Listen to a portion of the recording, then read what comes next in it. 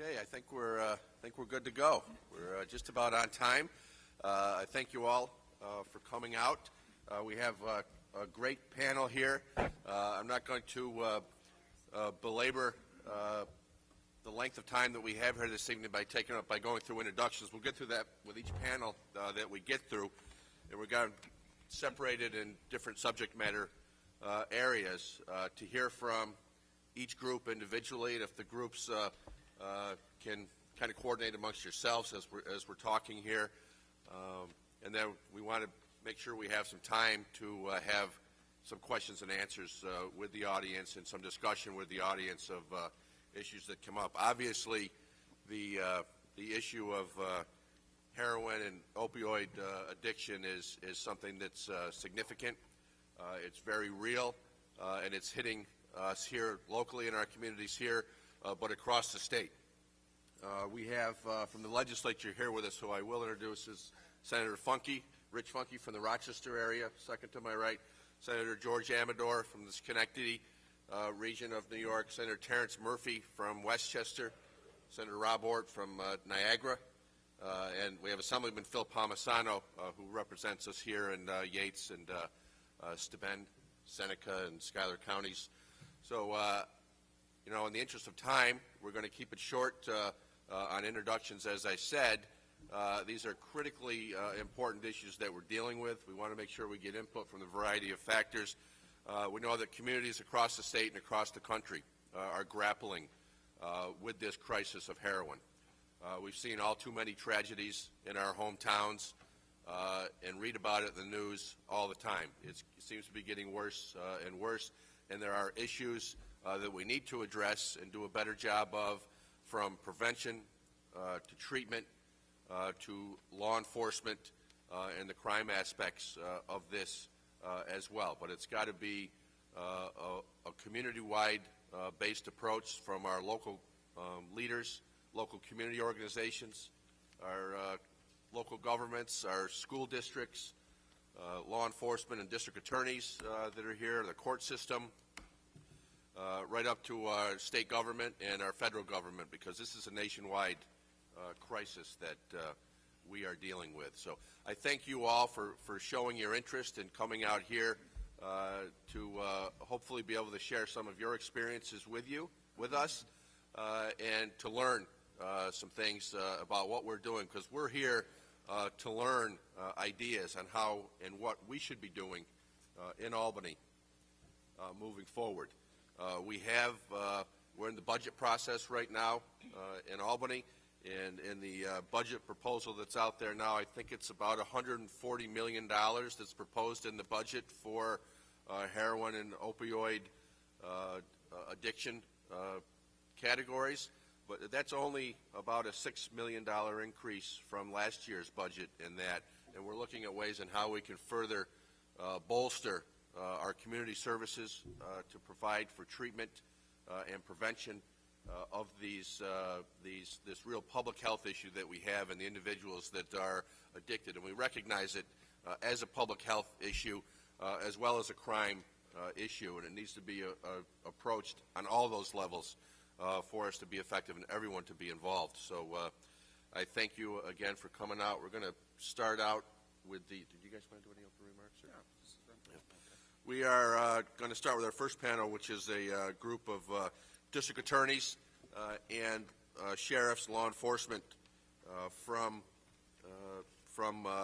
Yates County here, from Schuyler County and Chemung County. We have Joe Fazzari, the Schuyler County District Attorney, Ron Spike, the Yates County Sheriff, Bill Yesman, the Schuyler County Sheriff, Jason Cook, Assistant DA, former DA here in Yates County, is an assistant in Chemung County now, representing the Chemung County DA's office, Investigator Thomas Dunham from the Penn Yan Village Police Department, and our Yates County District Attorney here with us, Valerie Gardner. I thank you all for being with us here today. I don't know if, Valerie, you would like to start it out on being the hometown DA here? Sure, I'd love to. Thank you very much.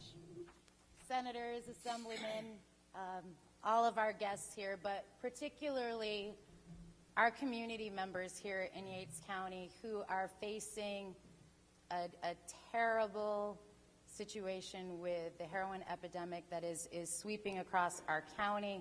I want to welcome you especially and say thank you for taking time out to come out tonight. So thank you very, very much. So in terms of, we all, I think, are familiar with the national statistics and the statewide statistics that are shocking.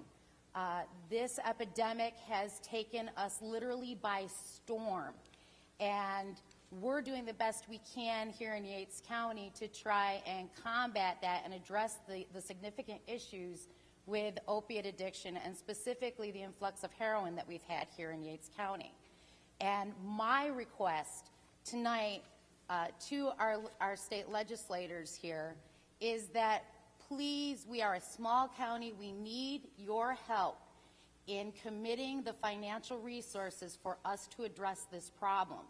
It is widespread, and one thing about heroin addiction is that, or any addiction, but specifically heroin addiction, as it plays out here, it does not know our county boundary. And so as a result, we have individuals here who are using, who are addicted. They're traveling outside of Yates County for their supply of heroin. And our law enforcement agencies have jurisdictions that they have to abide by. So I would ask the state to please commit significant resources to the New York State Police, to interagency cooperation, so that we can address this problem beyond the boundaries that impact us so greatly here locally, please. In addition, I think we all can appreciate that by the time an addict gets to us, we're at the end of the pipeline here. And there's already been significant harm, not only to the addict and their families, but also victims involved in crime. And so when we look at this, I think that we really have to appreciate that every strategy to attack this problem must be employed. And the most important is prevention, education, to keep people out of the criminal justice system. And that benefits all of us. But in order for that to happen, we must have treatment available so that the option when an addict decides that they want to get help, that they have the ability to seek treatment. Currently, you have some choices before you in terms of dealing with the insurance industry and the historic regulations that the insurance companies are allowed to force addicts to fail 2-3 times before they have access to inpatient treatment. So I would ask that the legislature insist that the insurance companies take notice that heroin is unlike other addictions, that outpatient treatment is just not as effective as significant inpatient treatment, and make those resources available.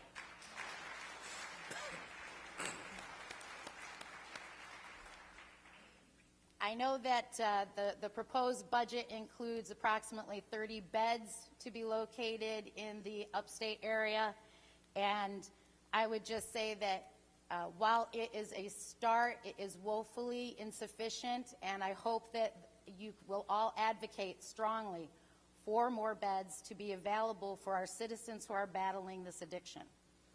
And I just would note to you that in the absence of doing that, the very serious consequence is that the beds that will end up being available for these folks are the beds in our county jail. And that is not something that we want to see. I think the sheriff can tell you that we have had just a tremendous increase in population because of this.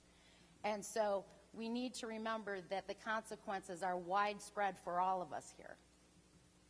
In addition, I would also ask that the alternatives to heroin that some turn to, if they happen to be on probation supervision or in a program where they are trying to address getting well and fighting their addiction, that synthetic drugs absolutely must be addressed within our legislature so that our penal law is not defining drugs and controlled substances that are illegal by the polymers that can so easily be changed. And so please, if you could support that, that would be a tremendous help to law enforcement. Valerie, and we, as we spoke about this yesterday in front of the Yates legislature, we have passed that in prior years in the state Senate, and we have passed it this year already. We'll put the pressure on our Assemblyman here, Phil Palmesano, to get that through the Assembly, which he's very supportive of. Don't get me wrong. I'm just teasing him. But our battle there with any time of these changes in criminal penalties, our struggle is to get it through the State Assembly. But we're there with you on that. Okay, so go, Phil.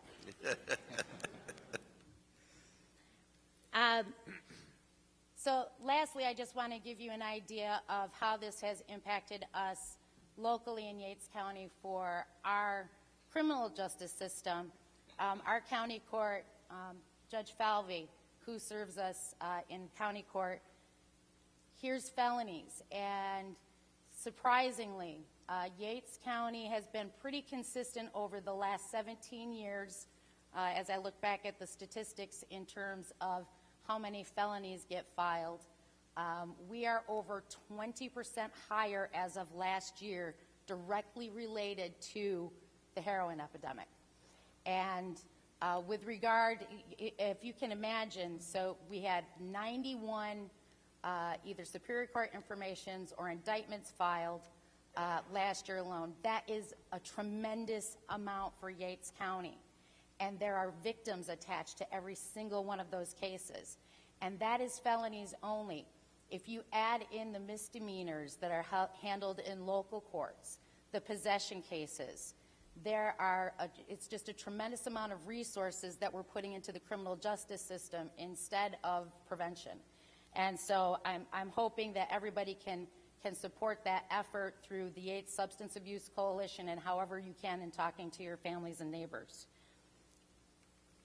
With regard to our numbers, a total of 98 cases over the last 2 years. The highest charge has been a drug charge. So we're not talking, that's not the only cases that involve drug involvement. There are lots of larcenies and other things that the impetus for the crime is drugs, but I'm talking about the charge is a drug charge. And out of those 98 cases, 32 are felony cases. We do have a 100% conviction rate here in Yates County on all of those cases. And so we're doing what we can through the programs that we have in the criminal justice system, and I hope that you'll continue your support for that and also continue to ask our representatives to help with the budgetary constraints as well. So thank you very much. Thank you. Thank you, District Attorney Gardner. Now I'll turn to our sheriffs, Sheriff Spike, Sheriff Gessman. If you could give us an overview of your perspective on this and where you think we at the state, at the legislative level, may be able to offer assistance in your efforts. Sure. And kind of the trends, obviously, that you're seeing here locally. Good evening, everyone. Thank you, Senator, for having this hearing, and thank you, committee members, for being here and everyone else. When this community was first forming a coalition, I put together some slides at the Penn Yan Academy to speak, and I said at the time that heroin and opiate abuse was an epidemic, and I stand by that label today. That's what it is. And I never thought at the time, a few years ago, I'd be standing in a school in this community and talking about heroin. It just wasn't something we talked about. So it's been quite a challenge for public safety, public health, for the criminal justice system, public education, and all the treatment entities that are around. We've had a dozen deaths over the last few years, 10 from heroin, 1 from pills, and 1 from an addict who was so needing they chewed on a fentanyl patch and killed themselves. The oldest was a 45-year-old woman who started out taking OxyContin and then went to heroin because it was available and affordable.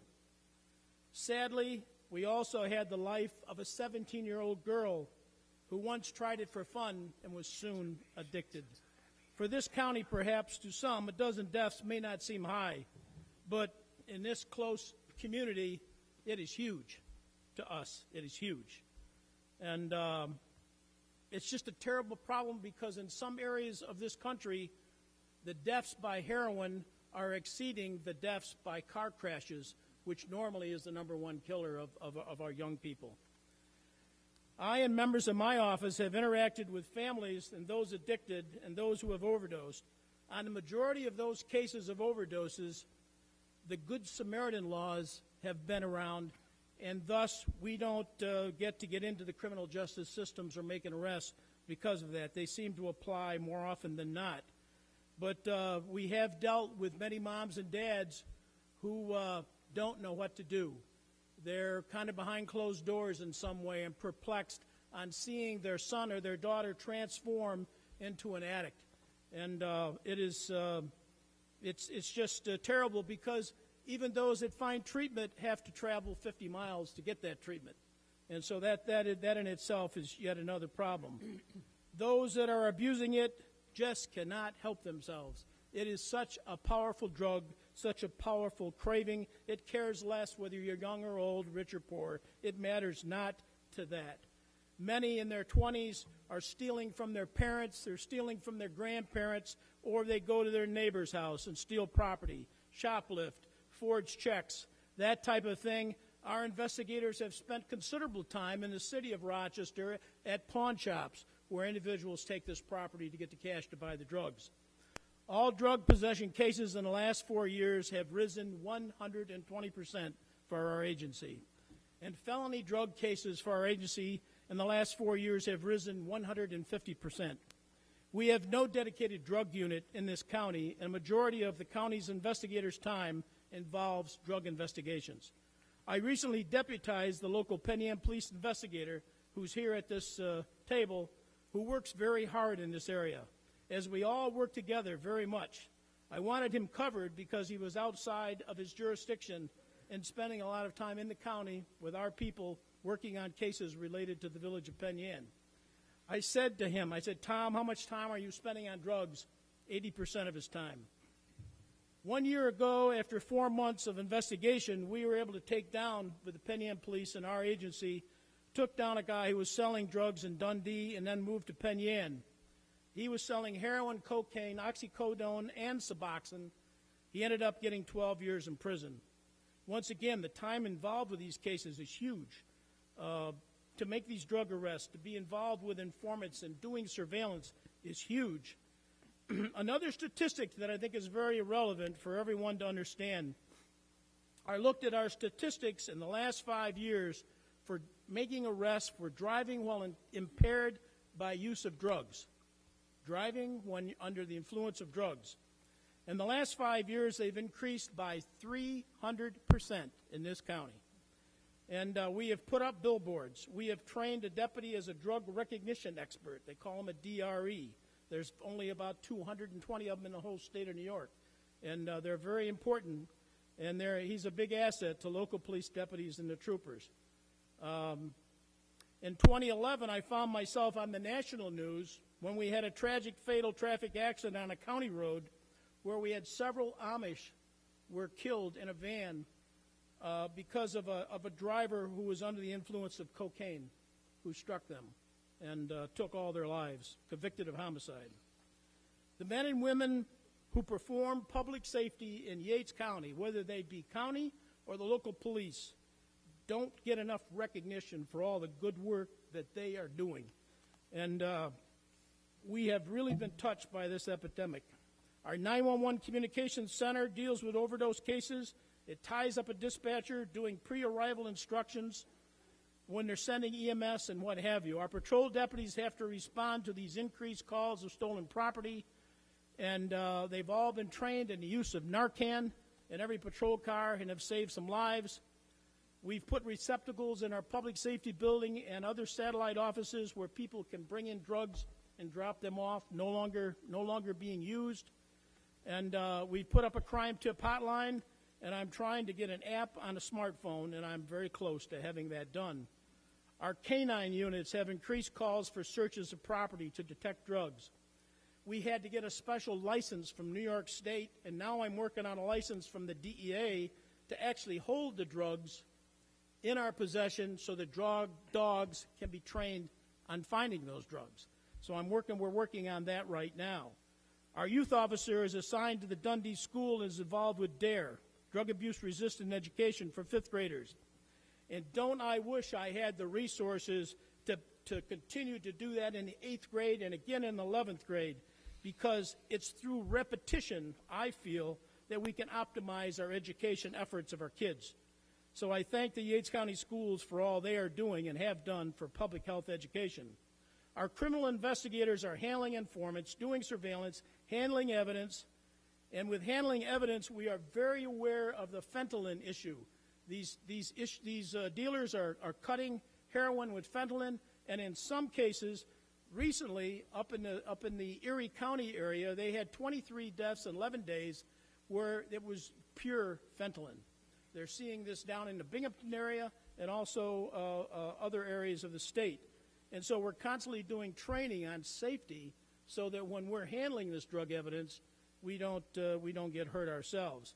The other thing we're seeing more of, which I think is important for you to know, is we're seeing more synthetic marijuana starting to appear on the scene. So I think that's important. Last but not least is our county jail. We have several addicts in our jail on a regular basis. We've seen withdrawal. We have seen infections due to needle use. In the last year, we had more inmates hospitalized than ever before, and a lot of that was due to drugs. And we often have to guard them at our local hospital. Right now, I've got officers guarding an individual who was in our jail for drugs up at the local hospital. And we have to do that 24/7. We've had to do guard duty at Strong Memorial Hospital, travel up there and back with guards to guard these individuals at the hospital. Puts a strain on jail resources and overtime. We have FLACRA coming into our jail on a regular basis for substance abuse and alcohol counseling.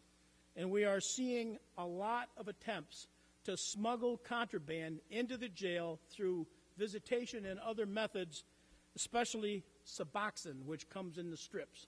We're seeing more and more of that. We even had a drug court participant who knew she was going to get sanctioned in drug court by the judge and put in jail, hide heroin inside her body, and then we caught her snorting heroin in her jail cell, and that type of thing. So we continue to see increases in the number of females that are involved in drugs, kind of disproportionate to those of the males, especially in our jail. And so I think it's important to know that we had as many as 21 females in our jail last August. I only have 4 cells in my jail for females, okay? We had 21 in jail. And a few weeks ago, we had an inmate give birth, and she now has her baby in her jail cell in my jail. And we've had to provide a nursery, and providing that whole setting, keeping her separated and that child separated, because under the law she has a right to have that baby with her in the jail and she wants it. Keeping that separated from everybody else that's in that jail and the people that she shouldn't be around has been very challenging for us. So finally, our jail medical staff and our jail physician, we are commencing a plan for a program to introduce a drug in our jail called Vivitrol for addicts who want to recover and who will go to counseling. We need to rethink alcohol and opiate dependence for those in the criminal justice system. Vivitrol is FDA approved. It's non-addictive, and contrary to other drug treatments, it is an opioid blocker and an antagonist, and a single shot will last 28 days. It appears to me that Vivitrol, together with counseling for 6 months, may be the best chance for detoxification and reduce relapses. Relapses have taken many of our local addicts to their death and rehospitalization. Let me conclude and say this. Law enforcement will continue to do our part as best we can with the manpower and resources we have. I've been asked, could we do more? The answer is yes, I could do more with added resources, but those appear to be limited. County budgets are already strained to stay under the tax cap. I have looked for grant opportunities, and those available at this time do not address drug investigation or interdiction. So grants similar to the federal burn grants of yesteryear would be something that would be very accepted so that we could have our own dedicated drug unit. Working with the village police, and together we will make an impact. Law enforcement has a very important role to play in this multifaceted community crime and health problem. The sellers of heroin belong in jail. Those addicted do not belong in jail. They need affordable treatment. I want to thank our local county substance abuse coalition for all their volunteers and all their advocacy and the partnership of education and awareness efforts. I thank this committee for allowing me to make a few remarks, and thank you for coming to Penn Yan.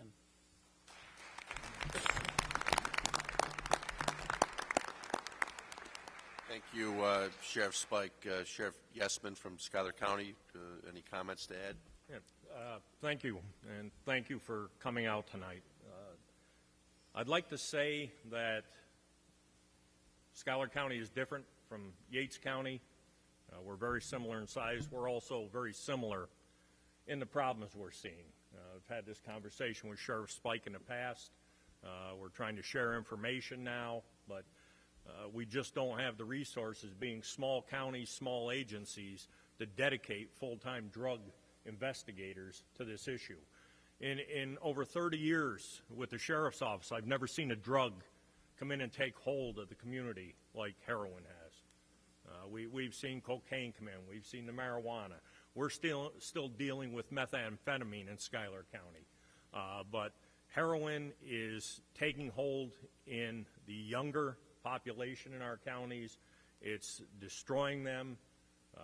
We have made a couple of saves with Narcan, only to arrest the people the next day for possession again because they need this drug. The jail situation, I do not have any female cells in Schuyler County. We're the second smallest jail in the state. I currently have 6 females boarded out to Chemung County, all on drug-related charges, every one of them.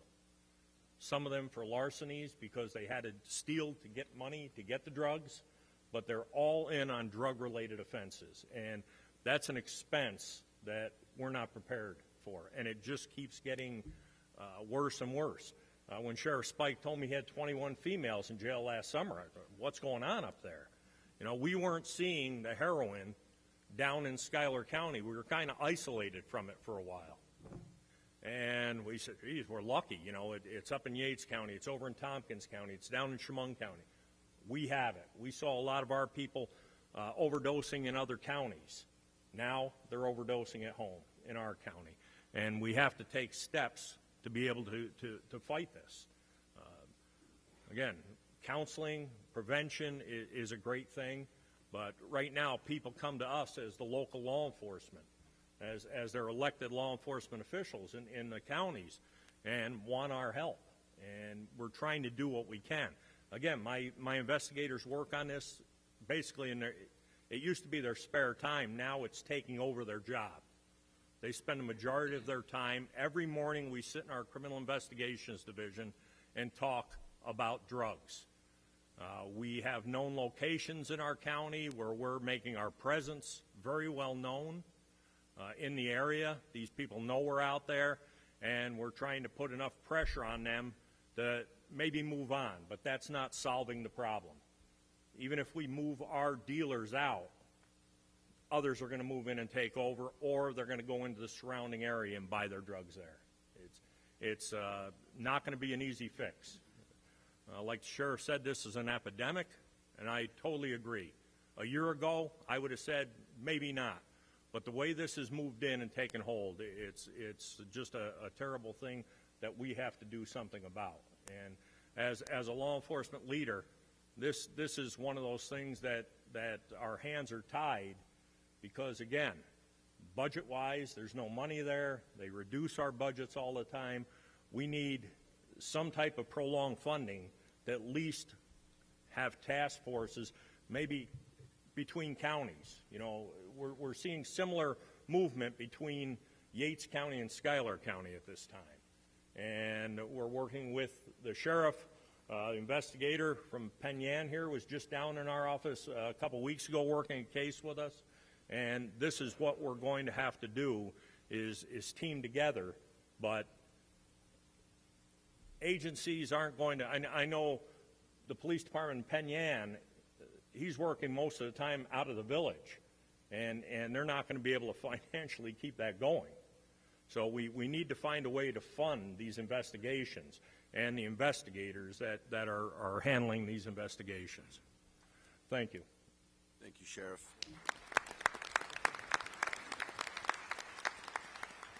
Investigator Dunham, from your perspective as the drug investigator in Yates County, I take it, wearing many hats, and I thank the Penn Yan Village Police Department for allowing you to do that.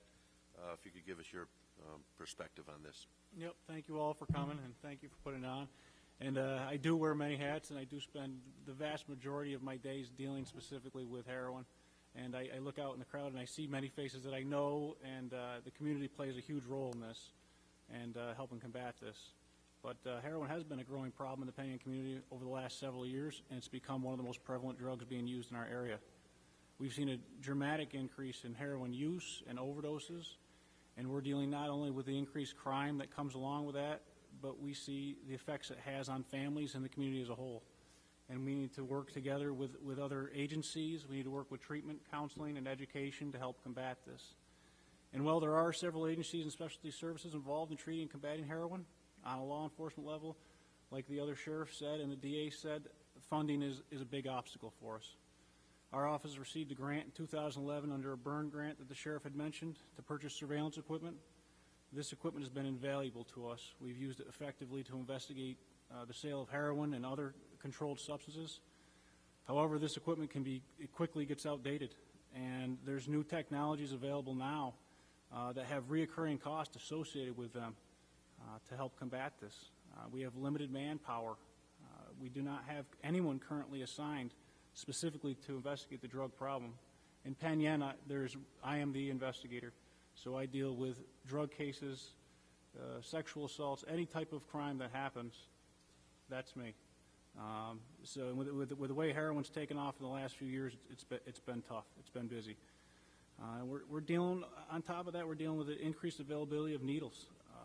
When in years past in our community, in order to get needles, you'd have to become a member of a needle exchange program, and you'd have to travel to that needle exchange program to get needles. Now you can purchase needles at any pharmacy here in the village. And for people purchasing those needles, they're not required to carry any paperwork as to where they were purchased or signed a log indicating that they purchased those needles. However, individuals purchasing pseudoephedrine are required to produce identification, and they sign a log that's used as a tool with law enforcement to combat the methamphetamine manufacturing. On top of the greater availability of needles, law enforcement can no longer effect an arrest on individuals carrying used needles with residual amounts of heroin in the needle.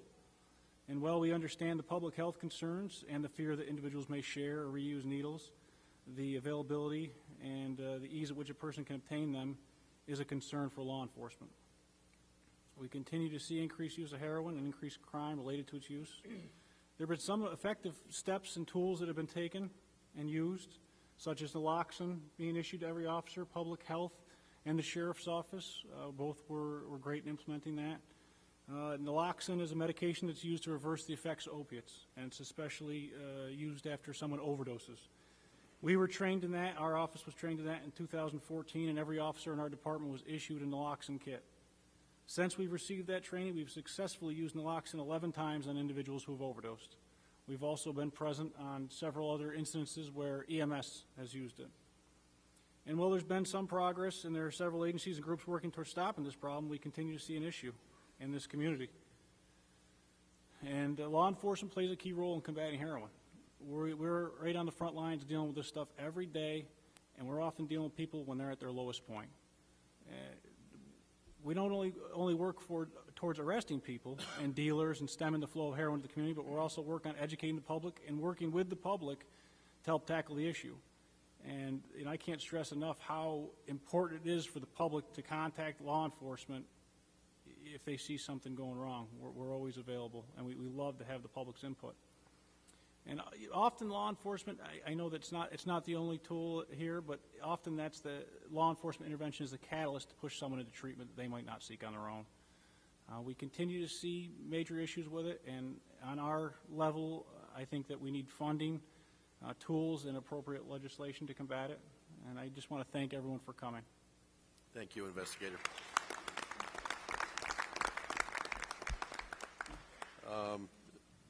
Assistant DA Cook, can you give us a perspective from Chemung County, a little bit further south from where we've heard from?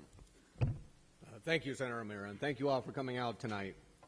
I don't think it is an exaggeration to use the term that heroin is a cancer that is really plaguing all of our counties.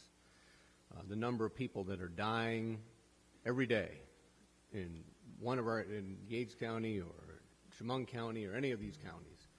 And another analogy, certainly we need all hands on deck.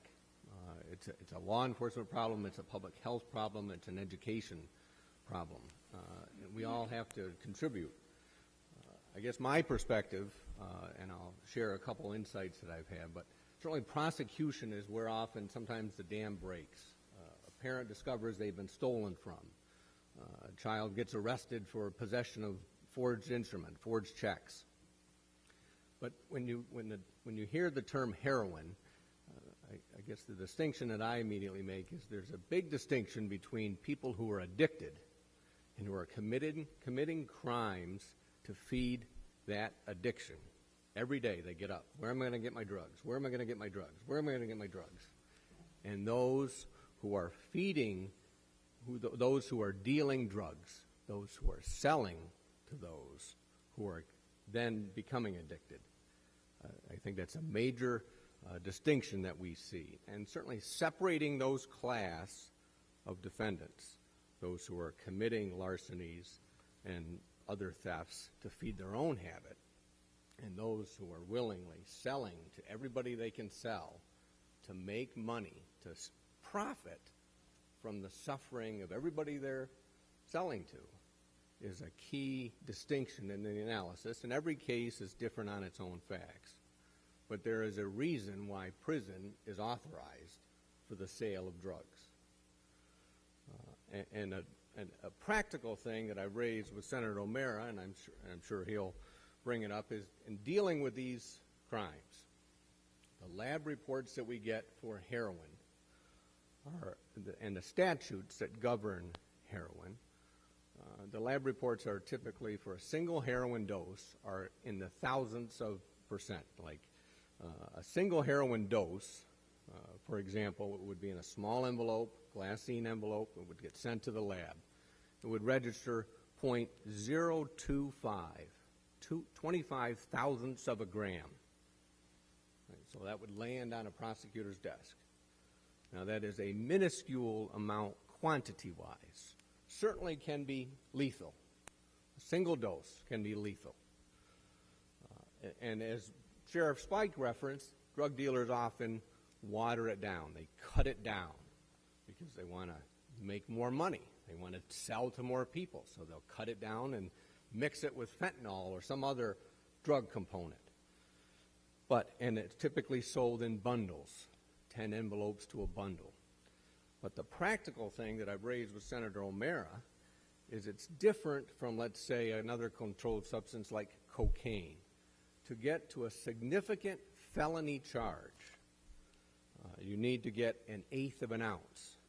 So doing a little bit of math, if you have a single dose that's 0.025, 25 thousandths of a gram, and you need to get to 1/8 of an ounce, which is 3.5 grams, to have a significant felony charge over someone, you would have, with a significant prison sentence. In other words, you're looking at a possession of a large amount of drugs for presumably a dealer, not someone who's just using every day for their own use, but a dealer, someone who's spreading this poison here in our community.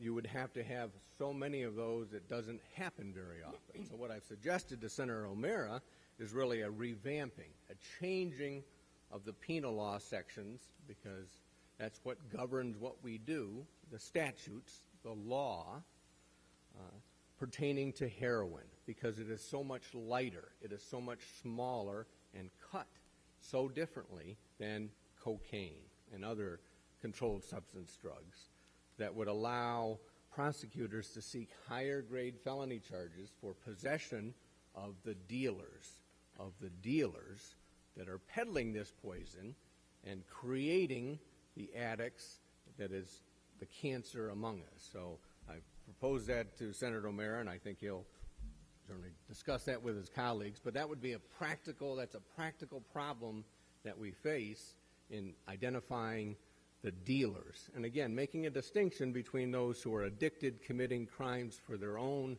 addiction, and those who are peddling, those who are selling to those and profiting from those that are becoming addicted to that. And that's certainly a big distinction that I've seen in Chemung County and throughout all the counties.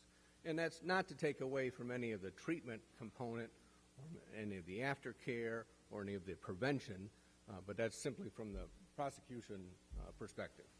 And thank you again for all coming tonight. Thank you, Jason. District Attorney Fazzari, thank you for being here. Joe. Thank you, Senator. I'll keep this brief, primarily because Senator O'Mara, my good friend, told me to keep it brief. 2 years ago, I sat at a hearing just like this in Elmira, at Elmira College. Senator O'Mara was present for that. And I heard somebody from Tioga County Treatment say that they had had 10 overdose deaths in the last 6 months. And I looked at the sheriff and I said, not in Schuyler County. We hadn't had any.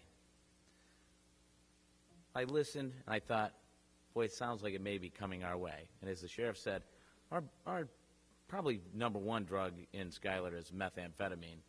But certainly in the last 5 to 6 months, I have seen just how wrong I was that it was going to be a problem. Schuyler County, second smallest. You guys are small, we're smaller. Second smallest county in the state of New York. We had 18 reported opiate overdoses in the last 4 months. We had 6 of those people die. Okay, so all of a sudden, this is a real problem, not just for the cities, but for places just like us. I have heard more times in the community in the last 6 or 8 months than I've heard in my entire 24-year career in Schuyler County. What are you doing about the drugs, Mr. Fazzari?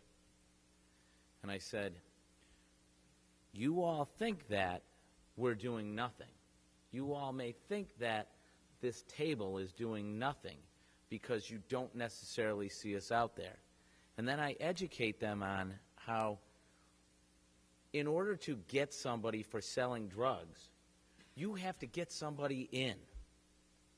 Okay? That's not easy to do because this isn't really like the city of Elmira where you can pull up on a street corner and hand $20 out a car window to somebody that walks up to your car and gives you a bag of heroin.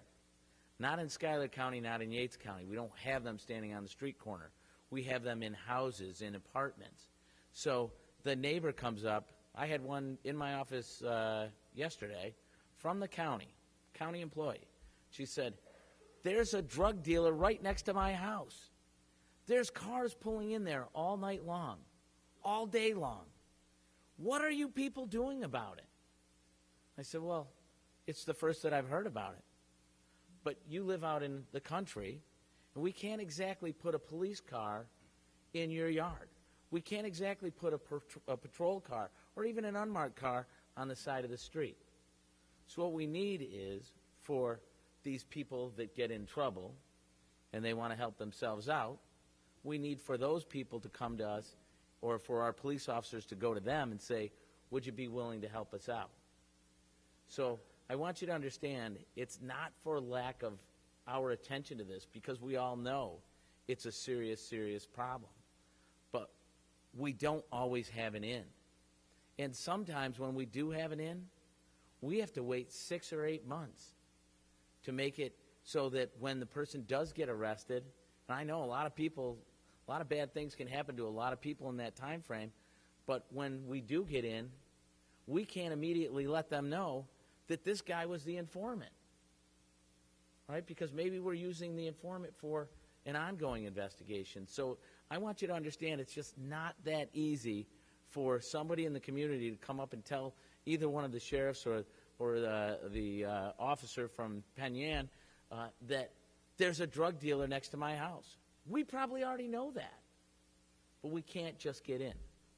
So in the interest of keeping this short, I would like to tell you that several years ago, I don't know if it was 7, 8 years ago, the state of New York, not necessarily these fine senators and our assemblymen, said the Rockefeller drug laws from the 1970s are draconian in nature.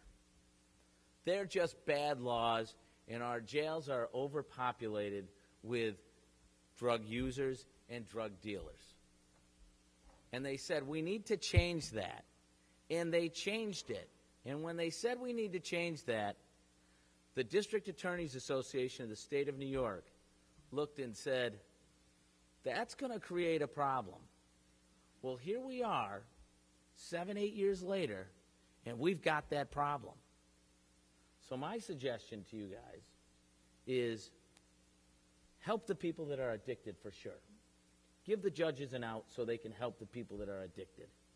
But as far as the people that are dealing these drugs, they got to go to prison. And I say put a mandatory minimum prison sentence, and you can give them a maximum sentence too, it doesn't matter, but they've got to do some sort of prison so that the judges, and I'm sorry, I don't want to offend anybody here, but sometimes we have some pretty liberal judges that think nobody should go to jail.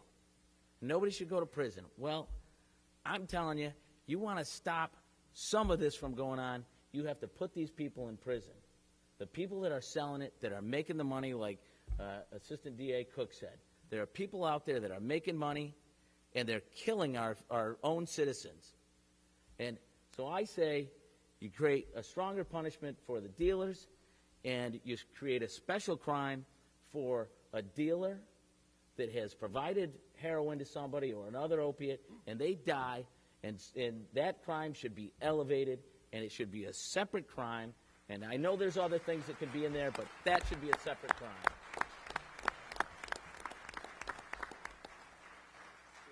Thank you. Thank you, Joe. It's very helpful, and it's a great segue into our second panel. We've got initially our largest panel out of the way. Thank you from the law enforcement perspective. The number of people I'm talking about on the panel. The next panel is our judges. We have the Honorable Patrick Falvey, Yates County Court Judge, and the Honorable Matthew Conlon, Penn Yan Village Court Justice. I want to thank you, Your Honors, for both being with us this evening and hopefully being able to share some of your perspectives from the bench, and particularly as it regards drug courts and alternatives, or particularly lack of alternatives that you may see in the struggles you deal with and how to handle some of these cases, particularly with regards to the addicts and that. And Judge Falvey, you've been our county court judge here in Yates County for a long time now. I thank you for your many years of service and look forward to your perspective here. Thank you for being here.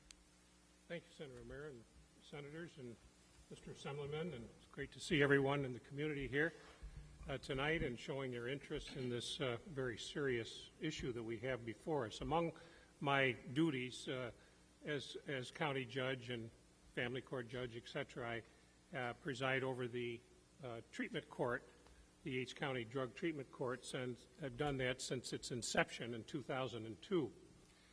And I just wanted to give a little overview of what our treatment courts are.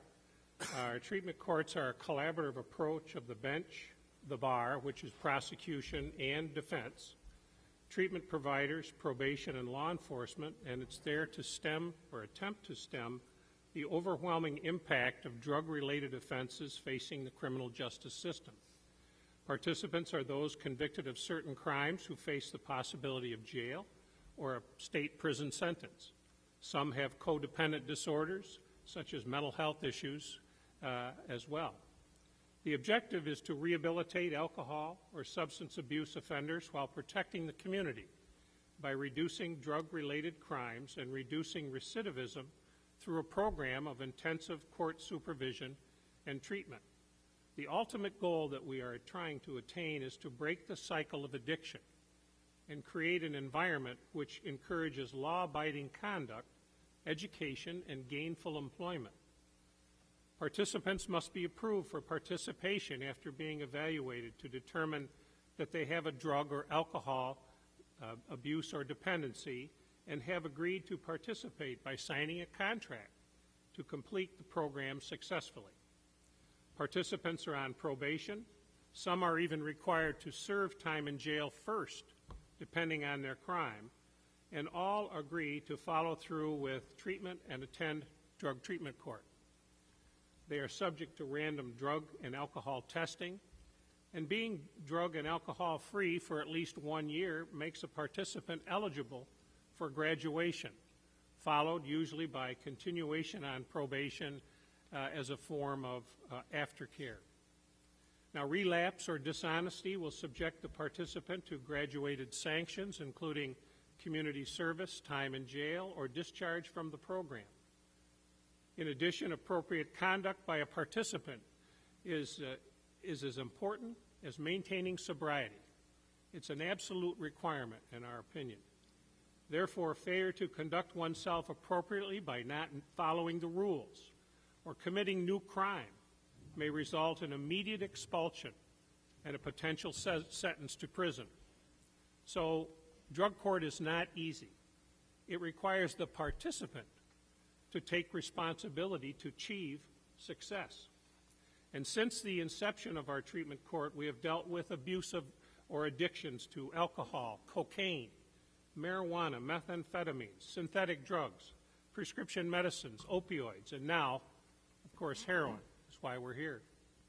I believe, as many of my colleagues, that drug courts were created to differentiate between those with substance abuse disorders and drug dealers selling for profit.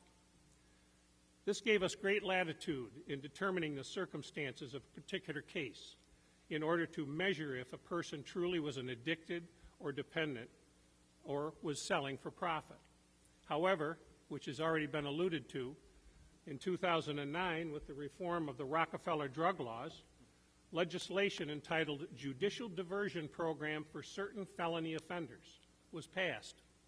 This expanded the type of drug and marijuana crimes that could be considered for drug court, including serious felonies involving persons who were selling drugs for profit. Now, this has caused us to struggle, for before, sellers were usually not qualified for the program, but now they can be by statute. For instance, we now need to consider and determine what is a sale under the law, for a sale does not always involve the exchange of money or whether the person is selling to support a habit or doing so for profit. Now, I also believe that use and sale of heroin is only the tip of the iceberg, for I see the influx of heroin, other drugs, and alcohol in our family court as well, with devastating effects resulting in child neglect, abuse, domestic violence, juvenile delinquency, educational issues. This leads to social and monetary costs to the community, not only for incarceration and foster care, but expenses for children born of addicted mothers and the general breakdown of the family unit. Currently, we are seeing more treatment court participants resulting from possession, sale, and use of heroin. In the past, approximately 69% of our participants were addicted in some form to alcohol, and now almost 90% are addicted to heroin. Yet heroin has been around for a long time. I recall its scourge when in Vietnam 46 years ago. It is still here today, however, because it's inexpensive and so dangerously addictive. It attacks the very social fabric of our community, our sense of order, children, families, and society. Therefore, I would respectfully recommend to this honorable panel the following. First, treatment options. In the long run, successful treatment does work, and the community and public health clearly, I believe, benefits, especially in the comparison to the costly temporary solution of housing a person in state prison or a child in foster care or detention for an extensive period of time, and recovery is still not achieved. Therefore, the state should encourage more Office of Alcoholism and Substance Abuse Services, called OASIS, certified treatment facilities with emphasis in the rural areas, and increase staffing for existing treatment facilities for all types of treatment, especially outpatient and halfway houses, including addressing specific treatment needs unique to women, children, and, yes, men. The Department of Health or OASIS or some other agency of the state should collect data to determine which treatment elements offer the most success for recovery of addiction, so that those elements can be incorporated into patient care statewide and avoid duplication of expense and time. For example, data on Vivitrol as a treatment element should be evaluated and treatment protocols examined to see what is most effective. The state could encourage health insurance companies to provide coverage for those treatment elements found to be most successful. Early detection. Prevention in the form of early detection of drug and alcohol use by our young people is key. More intensive monitoring by family and friends who are not afraid to speak up is needed to recognize there is an issue before they grow into the extent of heroin use. This would help address the demand, I believe, for the drug as well. Crime prevention. I strongly urge the legislature to consider modifying the judicial diversion statute by accepting out drug sellers in order to allow the treatment courts, in collaboration with law enforcement who are on our staffing teams, more flexibility to determine the eligibility on a case-by-case basis in order to determine if a person is truly addicted or is selling for profit. I believe the rise of heroin in our community shows the drug court concept is even more important and relevant now to help identify those who are substance abuse dependent versus one who is a seller. Although incarceration may be the necessary and proper temporary solution, I believe successful treatment provides the best chance for the better long-term result of recovery and a successful return to society. One of the 10 key components to the successful drug court is partnership with the support of the community, people such as yourselves. Together we have achieved some successes. We have 71 graduates to date. While at the same time, this current heroin epidemic has challenged us all, law enforcement, courts, treatment, to rethink and retool our assets in order to continue to assure community acceptance, community safety, and reduction in recidivism through judicially supervised treatment. I thank this honorable task force for the opportunity to address you this evening. Thank you.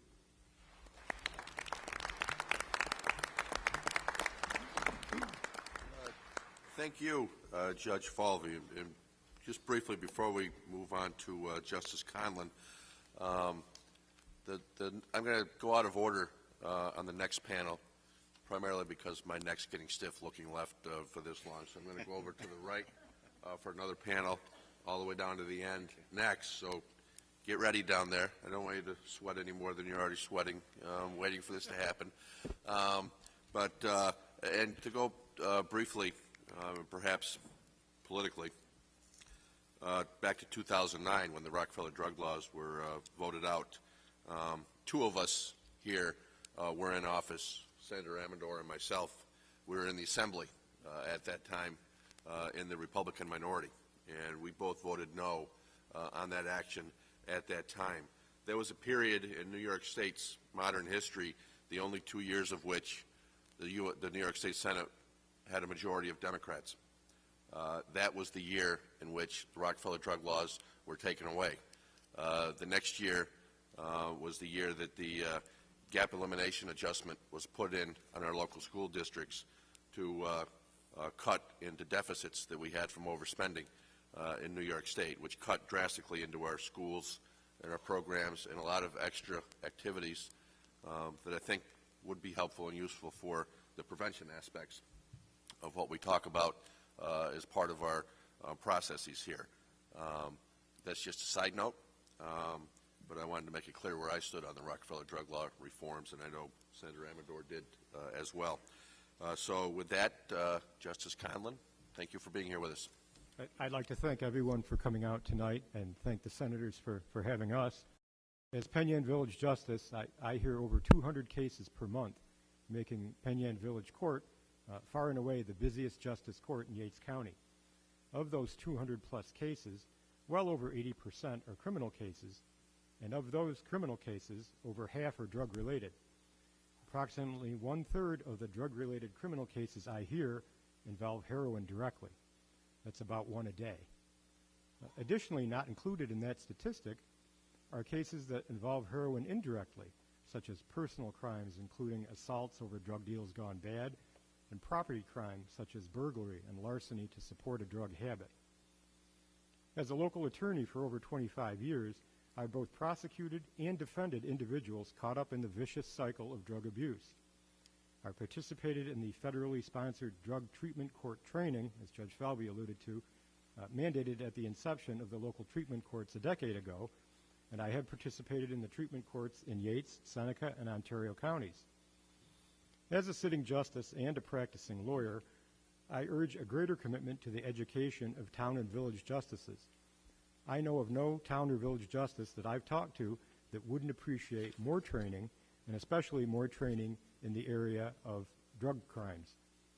Specifically, I wish to note the dubious distinction that New York leads the nation in the percentage of town and village justices that are not legally trained. While this may have made sense 100 years ago, we are now dealing with heroin. We are now confronted with often sophisticated drug dealers who use cell phones and the internet in their drug trade. We are using an antiquated 19th century justice court system to confront a modern 21st century problem. I think it's shocking to know that New York requires only 12 hours a year of training for town and village justices, less than that required to be a licensed beautician or manicurist in the state of New York. We local judges are often called on to review search warrant applications, rule on complex evidentiary issues, and conduct hearings at the very outset of the beginning of serious drug cases. In drug cases, we have to be familiar with such terms as aggregate weight, possession with intent to sell, and a reagent test. An amateur judge, however well-meaning, is much more likely to make an error on a legal ruling or in the application of criminal procedure law than a lawyer justice. This sometimes results in big-time drug dealers going free because of some technical error on the part of an untrained local justice. I do see hope, however. At no time in my 25-year legal career have I seen more lawyer justices than I do now, and I note that we have lawyer justices in Seneca County, in Ontario County, in Wayne County, and I think this is the growing trend among New York's justice courts. I think it's time to level the playing field so that the judges have the same training and expertise as those who argue cases before them. We owe that to the crime victims as much as to those standing accused of crimes. Until lawyer justices are the rule and not the exception in New York, I urge the state to address this lack of training and education for town and village justices, particularly as it relates to drug crimes, to ensure that all offenders, including those caught up in the scourge of heroin, are dealt with fairly according to the law. Thank you. Thank you, Judge.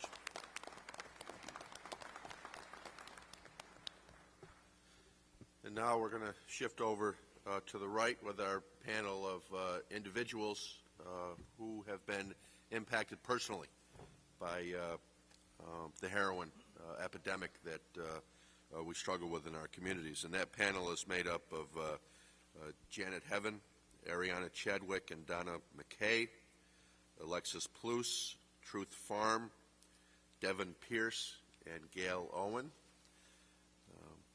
Janet, are you comfortable with leading us off? Thank you. Thank you for being here. Hi, my name is Janet Heaven. My husband and I lost our son on January 5th, 2016 because of heroin. Thank you for allowing me the opportunity to tell our story. Our hearts are broken.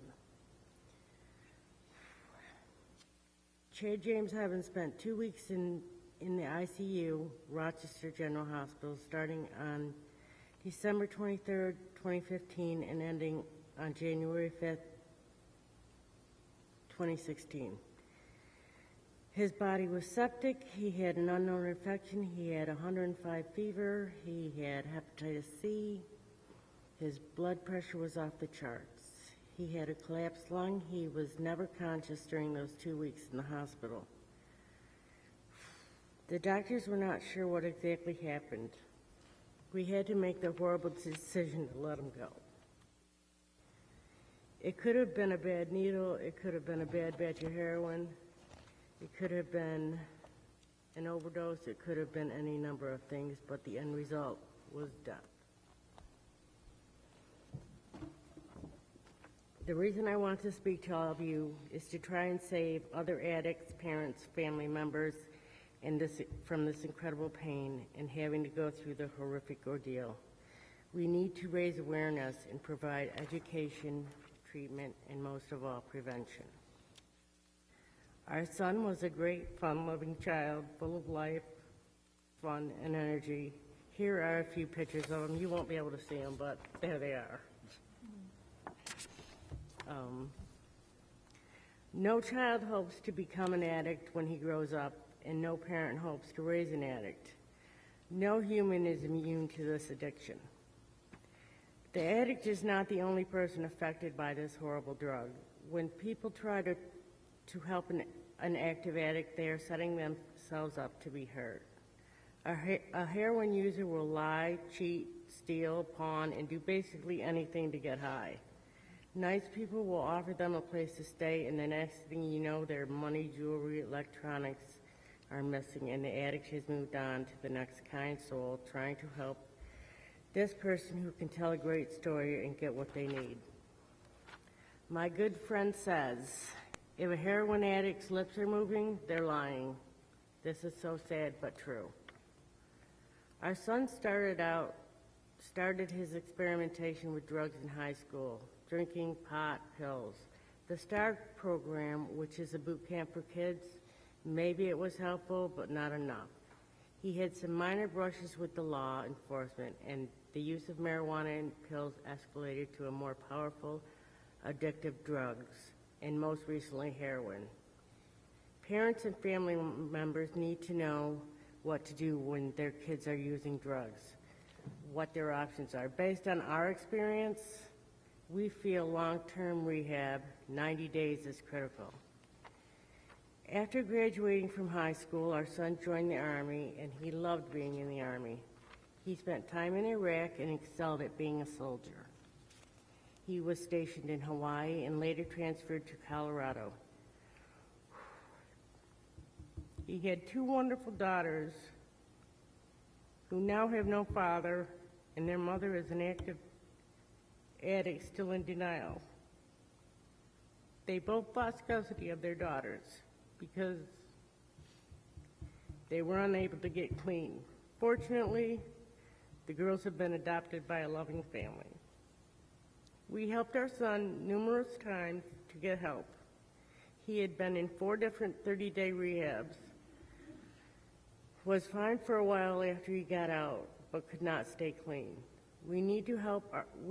We tried to help our son time and time again by giving him clothing, money, a car to drive, and a place to stay. When our son was clean and sober, he was awesome. When he was using, he was not a pleasant person, and we lived in fear. He had been arrested a couple of times for stealing and was in jail for a few days or weeks at a time. I can remember, as awful as this may seem, that I wish they would keep him in jail because I knew he had 3 meals a day and a place to lay his head at night. If I may, I'd like to talk about some myths and clarify them with facts on my own experience. Myth, heroin is cheap. Fact, heroin is not cheap. It cost my son numerous Xboxes, PlayStations, TVs, furniture, jewelry, watches, phones, cars, and more. It cost him his dignity, his self-esteem, his self-respect. It cost him a decent apartment and all its furnishings, and sadly his daughter's. It cost him his life at the age of 28. Myth, my friend gets it for me. The fact is, your heroin dealer is not your friend. He or she is a heroin dealer. If he were your friend, you would be allowed to talk about it. If he were your friend, you wouldn't have gotten started in the first place, because friends don't want their friends dead. Hold on. Okay. Myth. Heroin dealers look like thugs, and the fact is they can look like a choir boy, be well-spoken, well-mannered, very charming, and come from a decent home just like you did. Myth. Heroin is the ultimate high. The fact is, while the rush last minutes, withdrawal symptoms are always waiting for you. They include muscle and bone pain, diarrhea and vomiting, abdominal cramps, insomnia, restlessness, runny nose, cold flashes, and goosebumps, sweating, involuntary kicking motions, racing pulse, high blood pressure, increased respiratory rate, and severe anxiety. Myth, I can handle it. The fact is, Chad James Heaven, December 18th, 1987, to January 5th, 2016. James and Janet Heaven, parents who lost their son, Chad, 28, on January 5th, 2016, to heroin. Please feel free to ask me any questions, and I am open and honest and willing to share my thoughts and feelings. Thank you for your time.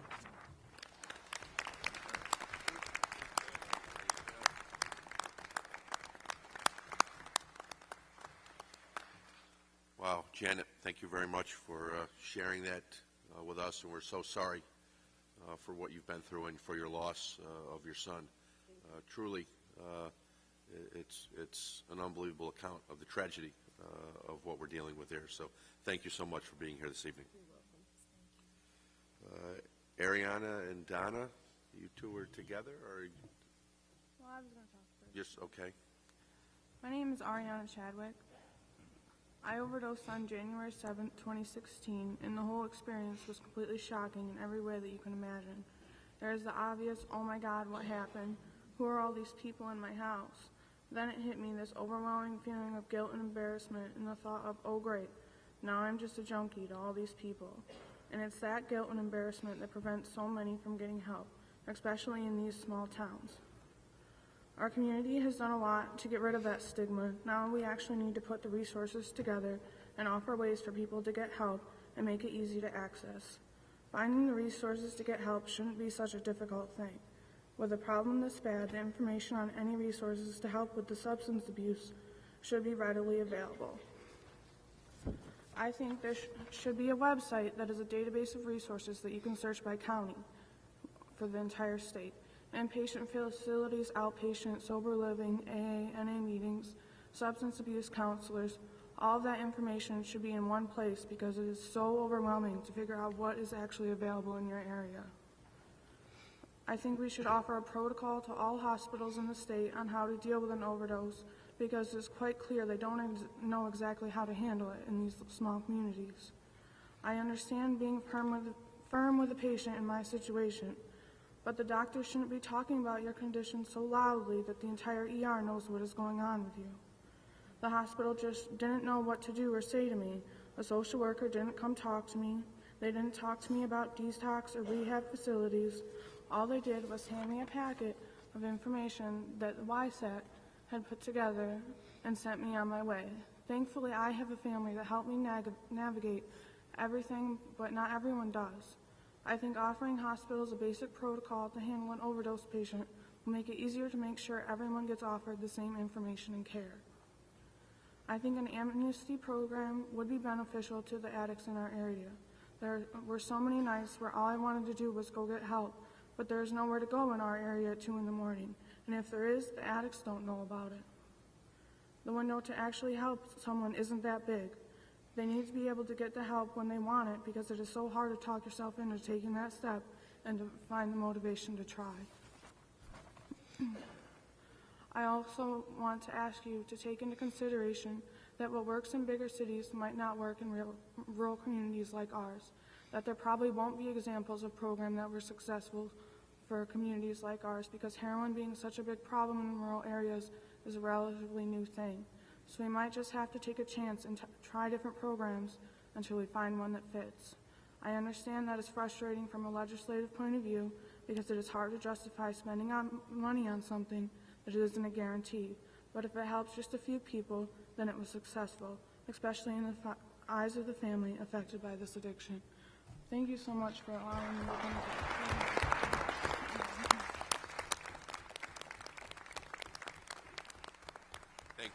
Thank you, Ariana, for sharing that with you. I know that not easy to talk about that. It's not easy to talk in front of a crowd of people like this either. Donna's with you. Did you have anything you wanted to add, Donna? Hi, thank you for allowing me to do this. I'm here as a community member as well as an aunt to a recovering addict. I just wanted to talk a little bit about the insurance. I know we already touched on that. It's a big issue. And Ari's right, that when somebody goes forward and they say, I need help, they need it then. They can't wait 24 hours. They can't wait till the next week. They need it right then and there. I was doing some research online, and I firmly believe that we cannot arrest our way out of this. Not saying that some people don't need to be arrested, but I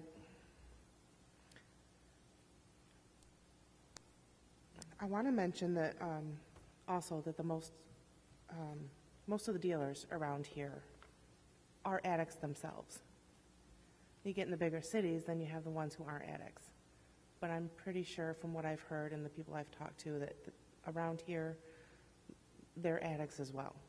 So to the amnesty program, I found one that a chief of police in Gloucester, Massachusetts created, and it's called Police Assisted Addiction and Recovery Initiative.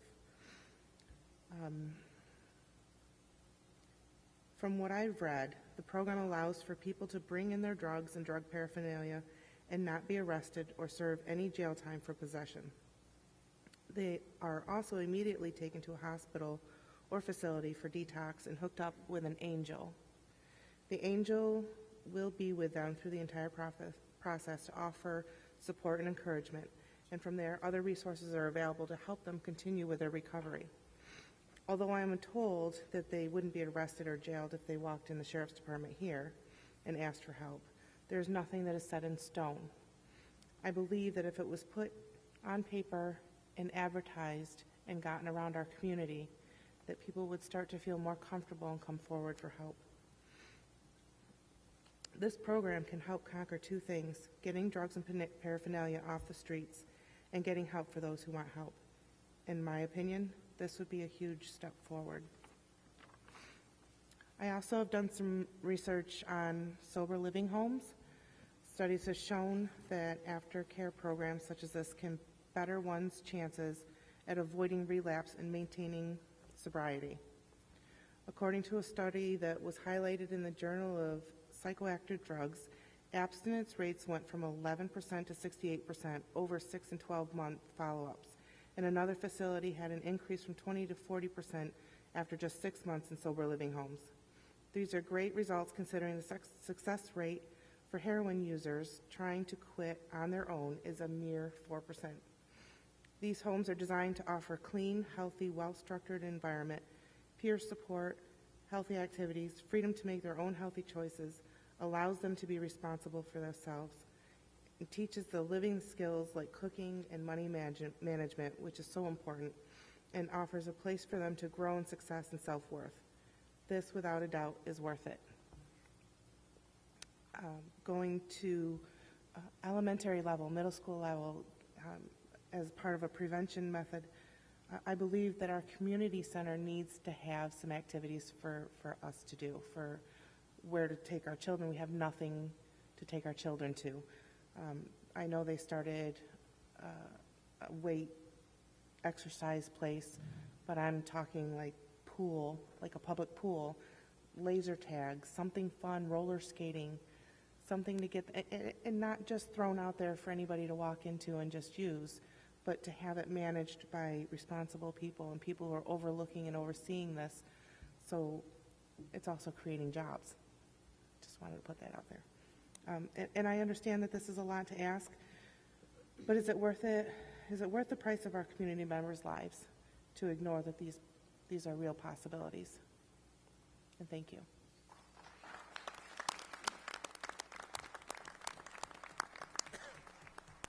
Hi, Donna. Senator Amedore, and you mentioned the initiative from Massachusetts, and I think it's Patty, what it spells out, and the task force, both Senator Murphy and myself, today we were in Tonowanda and talking to sheriffs that implement this initiative. So it is here. It's something that we're going to be, the task force going to be looking at more into so that we can implement possibly some of the initiatives of that particular program and see how we can adapt it. You also mentioned community center, and one of the things that Oasis has just announced was their clubhouse programs that they are starting to put in specific regions. So with some time, hopefully, we'll see in this region, and I'm sure Senator Romero will be working on one, a clubhouse be brought into an area here in the 58th Senate District, and that will help with the community activities. Thank you. Thank you very much, Donna, for sharing that with us and for your involvement with Ariana in helping through this very difficult situation. It's extremely important to have that kind of support, which is often lacking in these in many of these situations, but certainly not all. Next up, Alexis.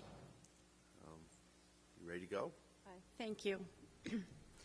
I'm going to read for a change. If I talk, I'll just keep talking all night. So, I'm the mother of 3 sons, but today I'm here to tell you about my firstborn son, Jeff.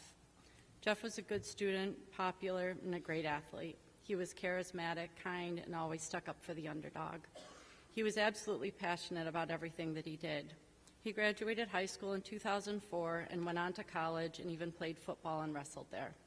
Upon completion, he was a chef at excellent restaurants. He was very successful, and he lived independently. In 2011, I got a phone call that my son had been arrested for house burglaries. My son, who was raised well and, as far as I knew, had never gotten in trouble beyond speeding tickets. I was devastated, but even more so when I met with the public defender, and when I said to him, my son couldn't have done this, he said to me, a lot of things that heroin addicts do don't make sense. You could have knocked me over with a feather. When Jeff got out of jail, he hooked up with a gal who had a toddler boy already. I had custody of this child more than once due to their active addiction and heroin use. Jeff and the mother wanted and attempted to get treatment on more than one occasion. We had times he was shaking and sweating on my couch, going into withdrawals while we called our local detox center every hour on the hour, as they instructed us to do, to meet the bed lottery. He did at one point get inpatient treatment in Syracuse, but he had to fake being suicidal to get them to keep him for an entire 21 days. And even he knew that that wasn't enough treatment. He begged me not to take him home, but they made me. He relapsed within a month. The gal became pregnant with my grandchild, and shortly after, my son was arrested and sent to jail again. I was given custody of her son, and she entered treatment at an inpatient methadone clinic where she met a new fellow. He signed on as the father of my grandson when he was born in June of 2013. At that time, the child I had custody of was given back to her through county services. Jeff spent 8 months in jail and was doing very well upon relief. I truly felt like I had my son back. He had filed to establish paternity of his son and was anxious to have his life fully in order so that when he could see his son, he would be able to provide him with a wonderful home. My grandson was nearly 8 months old when the judge finally ordered a DNA test. 2 days later, and just 1 day prior to that scheduled DNA test, the baby died. He was accidentally smothered during an afternoon nap by the boyfriend. Needless to say, Jeff was devastated. Remarkably, he soldiered on, maintaining sobriety for another 6 months, and I'll be forever grateful for that time with him. On Saturday, August 2nd, 2014, Jeff had his 10th class year reunion. So many people who saw my son said it was the greatest they had seen him look in years. Sunday, Jeff came over and we had a nice big family breakfast. Monday, Jeff went golfing with his dad and his little brother John and his girlfriend. Monday night, Jeff used heroin and it killed him. On Tuesday morning, just 18 months ago, they found my son's body. Every day, from the day that I learned I was carrying my son to the day of his death, he was loved. But love was not enough to conquer this addiction. I'm not sure what would have been enough for Jeff, but I know that he was not offered the types or lengths of treatment that we know to be effective. And there are types of treatment and lengths of treatment that we already know are proven to be effective. We just don't offer it here. Though to us the cost of our loss is beyond measure, I have taken to providing the economics of the situation in case there is any confusion at all about the cost to society and the taxpayer, and how truly logical and what economic sense it makes to provide effective and long-term treatment for anyone who seeks it. The costs of Jeff and his fiancee's addiction are as follows. At least 4 separate criminal proceedings, a combined 11 months of jail stay between the two of them in 2 different jails, at least 2 criminal proceedings for the mother, at least 4 criminal proceedings for my son, 18 months of combined probation, 2 hepatitis C treatments at $100,000 each. My son was hospitalized for sepsis and he nearly lost his arm. Those were unpaid medical bills. Methadone program for the pregnant mother. My son and the mother were both on social services and Medicaid at the time, and he had a college degree. My son and the mother had many unpaid medical bills.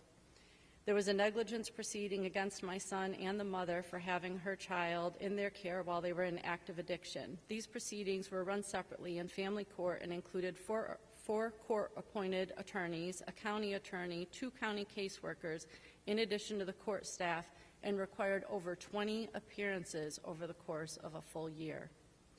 There was foster care for the boy for 8 months, and not to mention all the emotional damage that that child has suffered.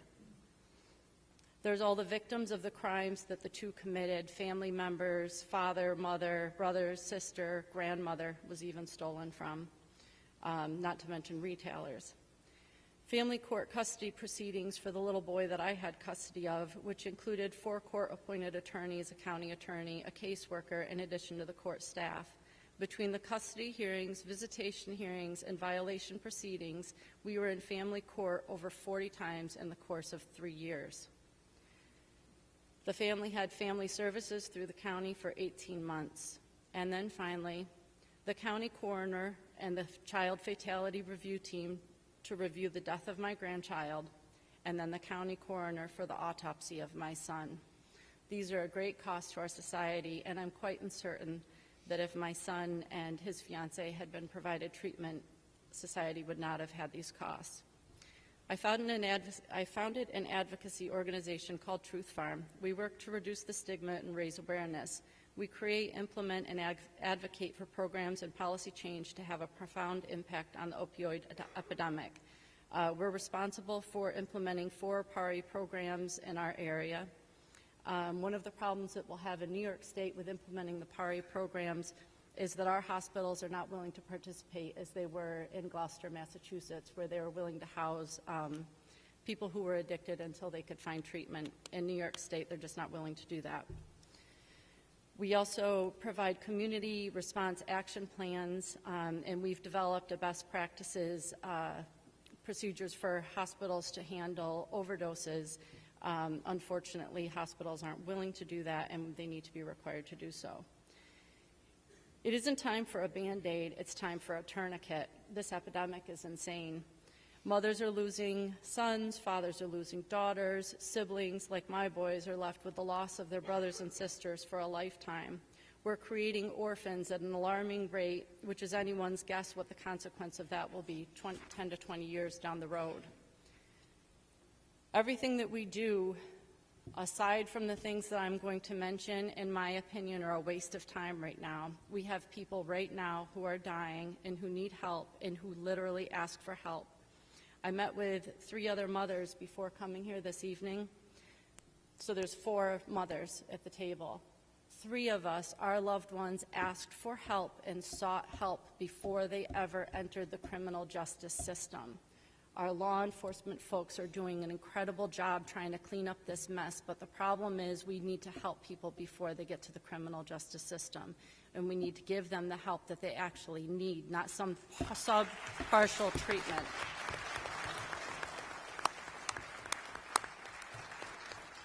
Everyone says that what started this epidemic was this whole idea that we needed to treat people's pain. The thing that confuses me is that we're not doing the same thing for people who are addicted. They go to the hospital after an overdose, they've been revived with Narcan, and they're in severe pain, and we do nothing for them. We need absolutely in New York State to offer humane medically assisted detox, and that needs to happen immediately.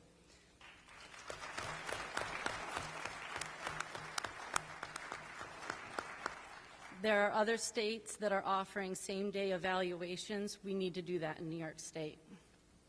We need immediate access to treatment. This isn't a situation where a person can wait days or weeks for treatment. It's a matter of life or death. And I'm going to allow the senator to remain nameless, who told me that insurers are not going to allow this because he's sitting at this table.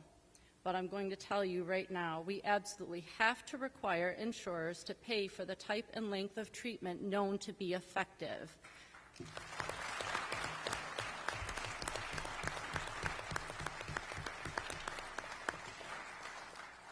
I'm not sure why he's allowing insurers to tell him what we're going to do with our laws.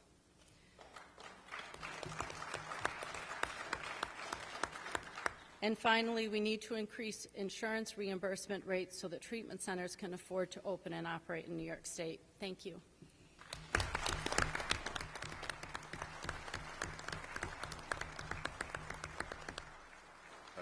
Thank you very much, Alexis, for sharing this with us, your difficult situations that you've been through, and your excellent ideas for us moving forward. And your experiences in other states is very helpful as well. So thank you for being here with us tonight. Next, we have Devin. Thank you, sir. I'm Devin Pierce. I'm a recovering addict. I've been doing heroin since I was 16 years old, and it has destroyed my life. It has destroyed my family's life. It's destroyed the members of my church. It has destroyed their life. They have all been there to support me and love me, and that is one huge thing as an addict that you need. So do not give up on your family members. Please don't give up on them. They are not the same people when that drug is inside them as they are without that drug. We are loving, we do care, and we appreciate everything that you guys do. And as Sheriff Ron Spike said, it's in one of these little notes here. He said we hit him in high school. We hit him at 5th grade with the DARE committee. We don't hit him again in middle school. We don't hit him in high school. And I feel that's what we need to do. We need to push for this. What has been done now, it can be stopped, it can be prevented, but we can prevent the younger kids from going in the same steps that I took, and I don't want to see anybody fall down the same path that I went through. And whatever I can do to help from family members that have addicts in their family, please ask. I will be there to help. We have a Narnan group in this community, and I sit in that group and I hear the struggle, just like I hear the struggle coming from these women about their family and their losses, and I'm sorry for that this drug has taken your children. That has to hurt. I know it hurts. That's horrible. That could have been me. And the Narnan group is just a great group. The families get together, they talk about it, they try to help themselves. They need to figure something out for themselves. And as addicts, we have nothing around here. We don't have NA groups. I've heard of one NA group since I've been home. Have I been able to participate in it? No, because I don't know where it is. Do we have a rehab in this community? No, we do not have a rehab in the community. It's something that we need. Right before I went to jail last time, September 2nd, I got arrested. I was going to turn myself into a rehab, but on my way to a rehab, I can get drugs. Why not get high before I get to the rehab? You know, we need that where we can go in right in this community and go in and say, hey, I need help. You know, that's what we need here as a community. I know this community can come together. We've done it. Look what we did for the flood. Look what we do for the school students. Penn Yan Mustangs. This is the home of Penn Yan Mustangs. We can do this, guys, and we all ask for your help as addicts. I'm not speaking for all of them, but I'm speaking for myself. I need your help so I can help other people, please. And that is what I want to do, is help the people that are in need. And I thank everybody for coming out here, guys. I really do. This means a lot, just so you can hear my voice as an addict. This is awesome. Thank you.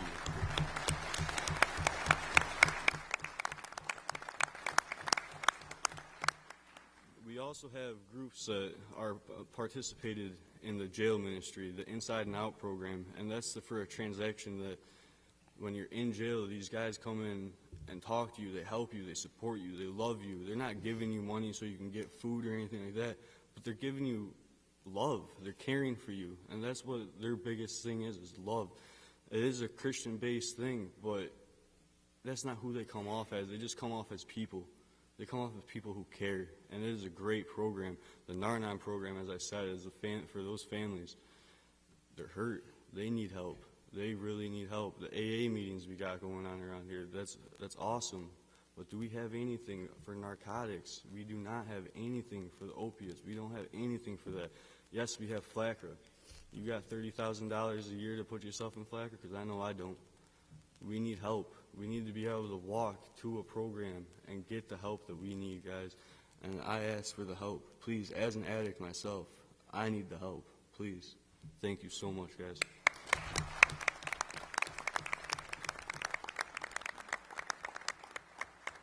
Thank you. Thank you so much, Devin, for being here and sharing that with us. I missed, or maybe to say, how old are you? I'm 23 now. 23? Yes. Okay, and how long has it been since? Since my last use? Yes. September 2nd was my last use. Well, thank you, and good luck to you. Thank you.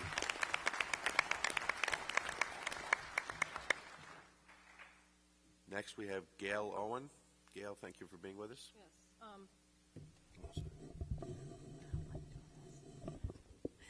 Thank you very much for allowing me to bend your ear for a moment here. First of all, those of you who know me, and I do see some familiar faces out here, this is way out of my comfort zone to speak to people like this.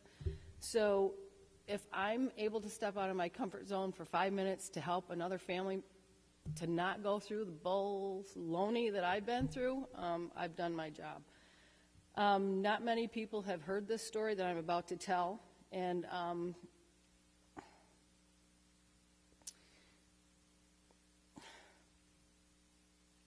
my mother is sitting in the front row, and she has not heard this story, and no grandmother should have to hear this about her grandson, so I apologize in advance, Mom. The story I'm about to tell, I went to my son and told him what I was going to say. I got my son's permission to tell this story. And I told him what I was going to say, and he said, Mom, I don't remember any of that story that you have my permission, but I don't remember any of that happening. So, now, speaking as a mother who's been through more than I have ever wanted to go through, here are some of my thoughts. A little over 2 years ago, in November of 2013, my son came to me asking me for help as he was going through heroin withdrawals, and he didn't know what to do, and neither did I. I first called my doctor as to what I should do with him. She said to take him to the emergency room. The emergency room doctor gave him a drug to treat the symptoms of withdrawals, and I was told to take him to the Elmira Detox Center the next day.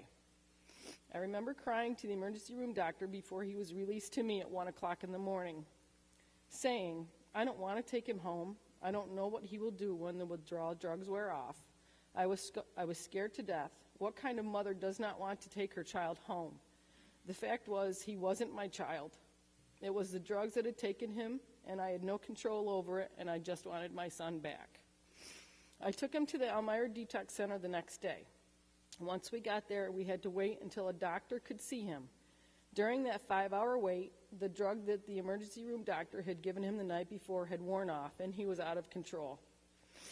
He was so out of control that a security guard had to come and watch him. He tore his gown off and wrapped it around his neck. He tried to take a plastic knife to his wrist. He was a raging lunatic. He was a madman. He was totally out of control. He felt so horrible that he wanted to end his life.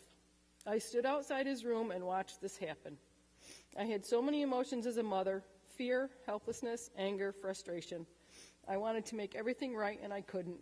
He stayed there for 4 days. Once he started using, he was always chasing that first high. On a positive note, he has been clean since September 12th, 2014, which is the day he turned 24.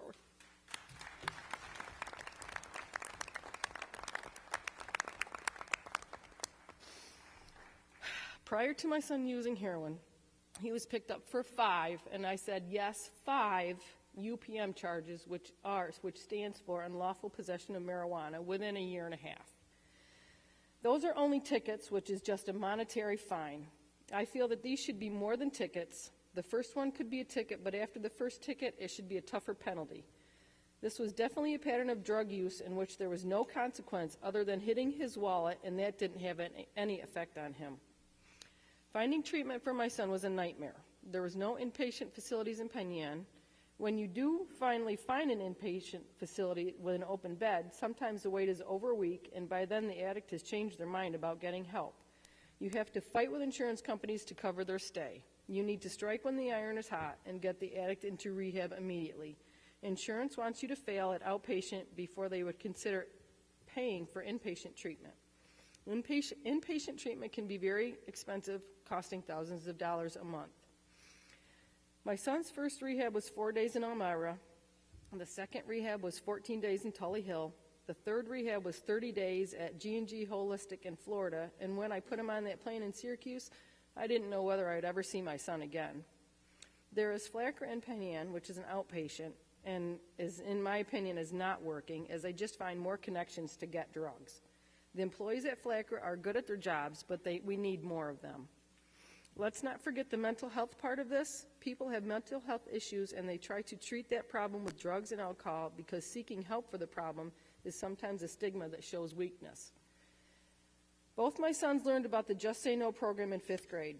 The Just Say No program stopped at 5th grade. I am not sure how the middle school handles the topic of drugs, but maybe the Just Say No program could follow through to the middle school and beyond. The drugs and smoking issues seem to start at a much younger age. Middle school students seem to have little fear, and peer pressure rears its ugly head. We need to start the education of dangers of drugs and alcohol at the elementary school in grades 3rd and 4th grade, using appropriate language for them to understand. When children get to the middle school and academy, it may be too late. Some may have already experimented with drugs and alcohol. If a student is willing to put an unnatural or unhealthy substance in their body, it shows to me that there is a willingness to do more dangerous actions. This is not always the case, but it could happen, and it did happen with my oldest son started smoking pot in 7th grade. By the time my son got to the academy, he was smoking marijuana frequently, and I used to think that marijuana was the least of my worries. Boy, was I wrong. This is just a short synopsis of what I have done to help my son in his recovery. No parent should have to go through an ordeal like this. So in closing, I would like to see the following take place in Yates County: a program for the elementary students to learn about the dangers of drugs, stiffer penalties for unlawful possession of marijuana charges, a rehab center in Penn Yan, more outpatient facilities for addicts to go to for counseling, insurance companies to recognize that this is a disease just like cancer and needs to be covered. Thank you for listening.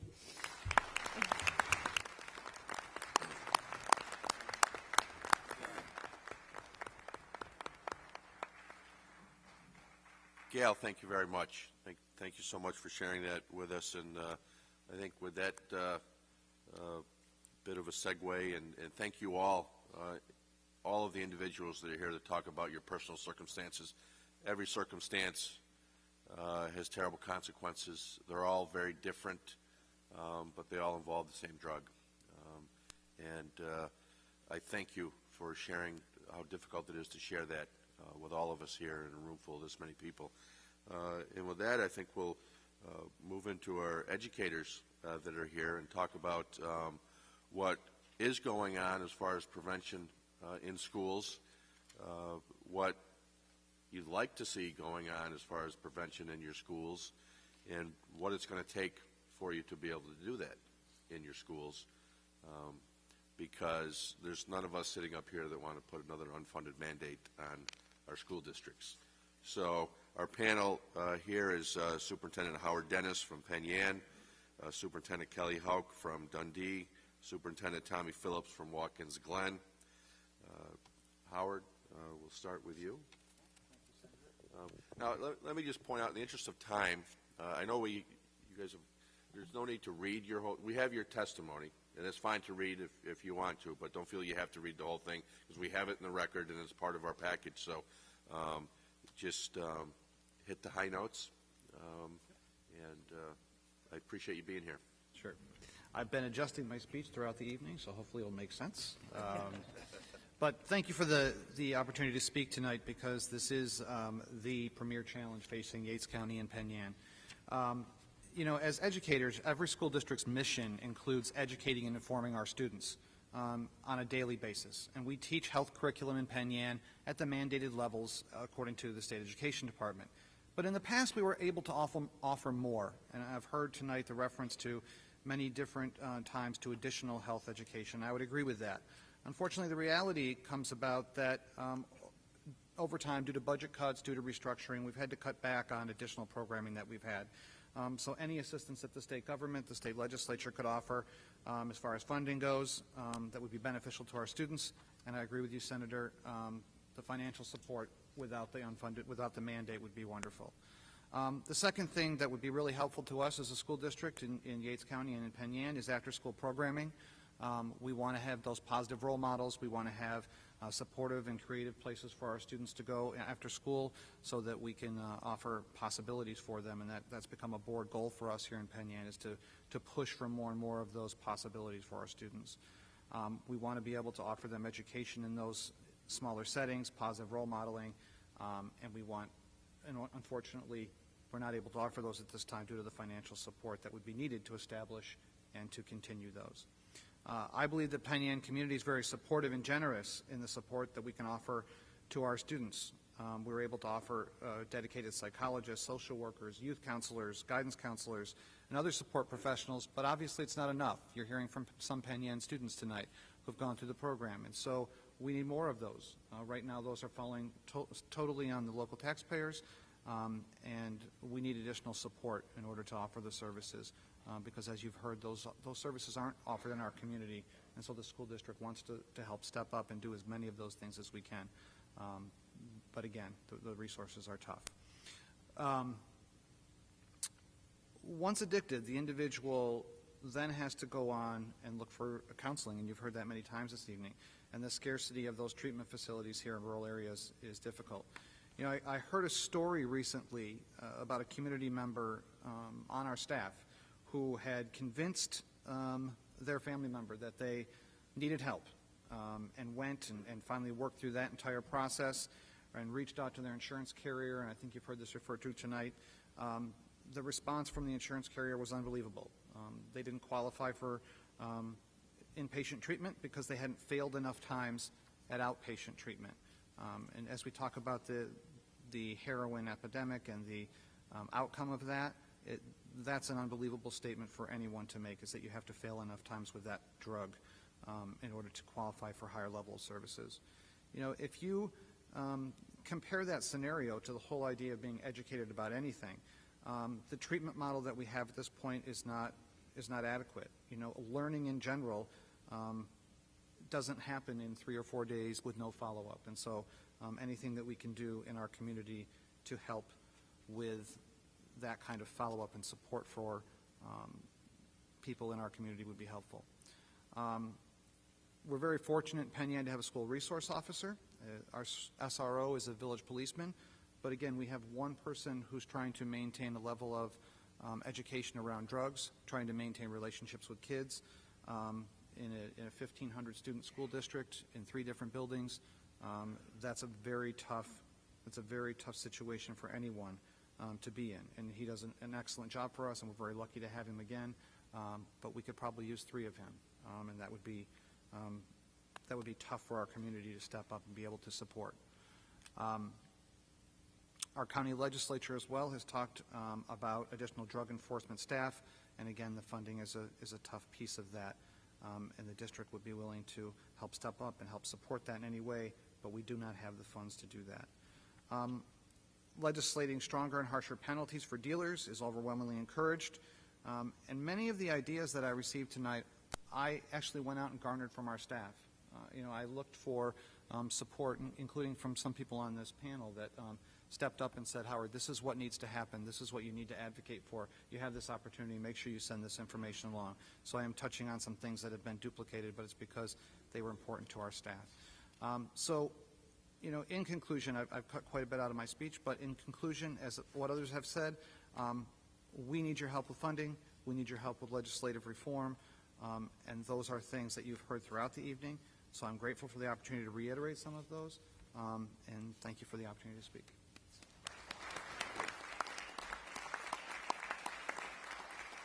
Thank you very much. Kelly. Thank you. Since Howard so graciously cut some of his, I'm going to keep all of mine. Thank you, Howard. And also, before I begin, I want to thank you again for this opportunity, but I feel like I would be remiss right now if I didn't thank the panel that went before me. You truly touched every one of us, and I know how difficult that was to share those stories. My heart aches for each and every one of you. Thank you for being so courageous and being here with us this evening. I appreciate that.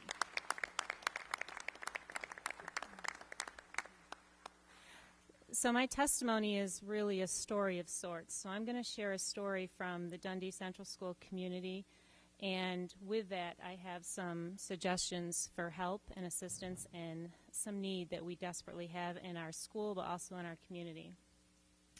Heroin and other drug use has become an epidemic in our community and in our county. Just like any other epidemic, we must work together to eradicate it. This is something we cannot do alone. However, we can accomplish together one.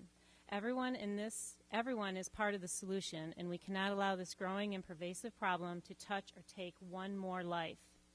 In my school district of just over 700 students, heroin has taken the life of a 17-year-old girl, a high school senior with her entire life ahead of her, and a former Dundee Central School student, just a mere 23 years old, again an individual with a whole life ahead of him. This has happened in just a mere 3 months. And I cannot reiterate enough that fortunately I had the opportunity to get to know the 17-year-old student in my 1.5 years at Dundee, and she was not that kid. I cannot say that enough to you. She was not that kid. And even though I didn't get to know the 23-year-old that passed, from all the stories of his high school athleticism, he was not that kid either. This does not discriminate. It touches everyone and anyone. Additionally, it has touched the lives of many faculty members and students by not only their relationship with these 2 individuals, however, through their own family members who are currently struggling with addiction or even worse, still actively using despite their pleas and exhausting efforts to quit. It leaves me to ask the question, how many more people must die or who must die in order for this to finally be enough? I can't begin to explain or paint a picture that is vivid for each of you that accurately displays how heart-wrenching it is for me to send an email to my entire faculty that I need to have an emergency faculty meeting with them before classes begin, to where I can share with them that we have lost another child, or how incredibly devastating it is to a student's classmates when faced with the harsh reality of the tragic loss of an untimely death of a fellow classmate. Watching these students gather in the school foyer, carrying purple helium balloons with memories and messages of love and I'll never forget yous, as they walk as an inconsolable group to the funeral home to say their goodbyes to their classmate, their childhood friend, their fellow cheerleader, the person who they sat next to in English class since 7th grade. As I try to comfort them and help them through one of the most difficult times in their lives that they will ever experience, I find myself not being able to control my own thoughts and fears that this will not be the last time that we walk this walk, the cruel, harsh reality, it will only be a matter of time unless significant, actionable, and tangible steps are taken to combat this epidemic. According to the American Society of Addiction and Medicine, drug overdose is the leading cause of accidental death in the United States. Opiate and heroin addiction is driving this epidemic. 4 in 5 new heroin users started out misusing prescription painkillers. As a consequence, the rate of heroin overdose deaths nearly quadrupled from 2000 to 2013. In just 3 years, from 2010 to 2013, there was a 37% increase in heroin overdose deaths. The current largest group of heroin users are between the ages of 18 and 25. This group is also the cohort that continues to grow exponentially over all other age group and users. Adolescents, my students, your children, are falling victim to this addiction faster than we can intervene. Research has indicated that over 30,000 adolescents have used heroin in the past year, and more than 50% have moved past into the world of addiction.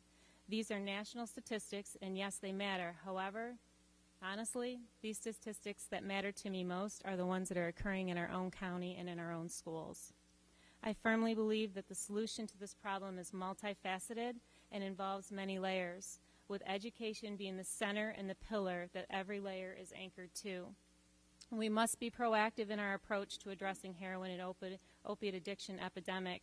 We now, more than ever, have the chance to fight this epidemic, but we cannot wait. We must combat this before it even begins. Effective, meaningful, and result-driven educational practices surrounding this issue requires resources. It's not just an option, it is a necessity. Resources such as financial assistance and people, such as full-time public health educators in our schools to coordinate these efforts is critical. We need the monetary support to procure people who are well-versed in this work, identifying the risk factors, creating intervention plans, and assisting preventing the addiction before it becomes a reality. With this comes the need for financial assistance with programs and outreach opportunities, as well as certain real-life experiences for our students to participate in that clearly and vividly illustrate the dangers of involving themselves in this activity. Lectures and pamphlets and videos are not enough. We need to provide and create meaningful engagement for our students and their families, and these need to be ongoing. This education cannot be a one-and-done platform or a 6-week course. Our education strategy and implementation needs need to be pervasive as the heroin is in our community. This education needs to reach beyond the walls of our schools and needs to act as seepage, seeping into our community and into our toughest neighborhoods. This work cannot be accomplished without proper financial resources, and people needed to carry this work forward. We cannot continue trying to solve the problem by being active and expecting different results. Our own local history clearly illustrates that the current methods are insufficient. Ultimately, even with the best education practice in place, we will not stop all heroin and opiate addiction. Therefore, another layer to the solution that I referenced in the beginning of this testimony involves treatment plans and facilities, which at this point in the great state of New York are dismal at best, a clear picture of inadequate. When the hardest decision of an addict's life has been made to seek help and assistance to begin the very difficult and challenging path of recovery, it is completely unacceptable that there is not a treatment facility or an option immediately available to them. When told that it will take 2 or 3 months or even longer to start the process, that we have in sense told the addict to keep using. These individuals are barely holding on minute to minute and can't fathom how they will make it through another day, let alone a month or longer without using. And that is exactly what we are forcing them to do by not having adequate treatment facilities and recovery essentials available and accessible. School districts are having the hard and difficult conversations with our students and faculty. We impose accountability to the greatest extent our authority allows us to do so. However, we need all stakeholders to be part of this work. Parents, families, friends, community members, and our elected officials all must be part of the solution. We need to invest in what matters. We need to invest in our future. We need to invest in our students' emotional, social, and mental health in order to eradicate this epidemic. The treatment options and resources for addicts need to go beyond just addiction. We need to promote support and provide better and stronger mental health services for our students and communities. and attempting to make an appointment for a student in crisis to have a complete psychiatric evaluation due to the clear and evident lack of resources and availability of mental health services, it took 2 months for a student of mine to be even given an appointment. It is very transparent that there are significant mental health issues and needs that are severely underdiagnosed and therefore not treating, which is leading to an increased drug use and activity. We absolutely do not have any local control over the lack of mental health services in our schools and in our communities. A significant amount of preventative measures could take place if the services were available. Additionally, support is needed by providing adequate funding and resources to our local law enforcement. This must entail the addition of a drug investigator. It is evident that our county law enforcement does not have the resource or capacity to address the heroin and opiate epidemic that is eradicating and taking hold of our communities. To expect that any changes will result in using the current structure and system is nothing more than a fallacy. As an educator for several years and as an educator who has worked in several capacities, I have never witnessed the devastating effects that heroin has had on a school and a school community as I have over the past few years. I shudder in fear at the thought of losing one more child. I ask all of us to stop and think, if that child was your son, daughter, granddaughter, grandson, niece, or nephew, what would you expect these changes and what would be warranted to stop this epidemic? This epidemic does not discriminate. Everyone is vulnerable to it. All of these children are mine, and I take that to heart. And I am at the place of the cold, hard truth that I do not have. I can't provide the resources needed to save them alone. Our system and resources are at capacity. My children, my students, our collective future is dependent on significant changes being made regarding allocations of resources and funding to truly eradicate this epidemic. Thank you.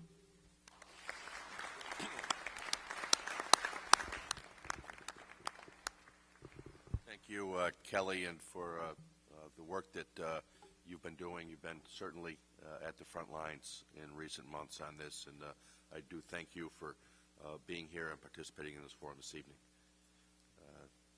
Mr. Phillips. Thank you, Senator O'Meara, Assemblyman Palmesano, and members of the Joint Senate Task Force on Heroin and Opiate Addiction for hosting the public hearing and soliciting input relating to stemming this crisis.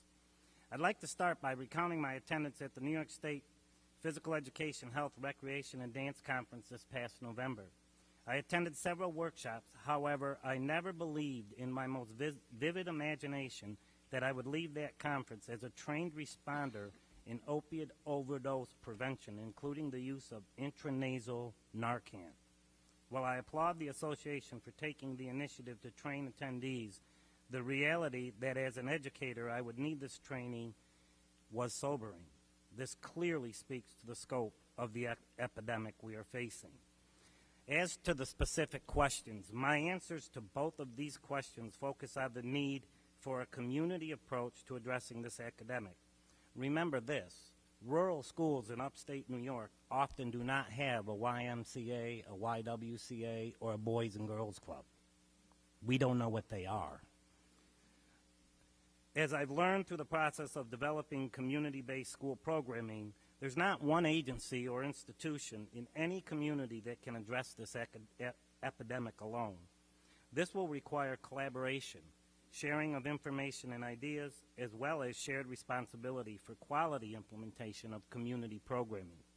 First, one cannot focus only on the results of heroin and opiate abuse. The real question is, how do we prevent this from happening? My experience tells me we need to create a sense of community and develop what I refer to as a surround and support climate that is inclusive.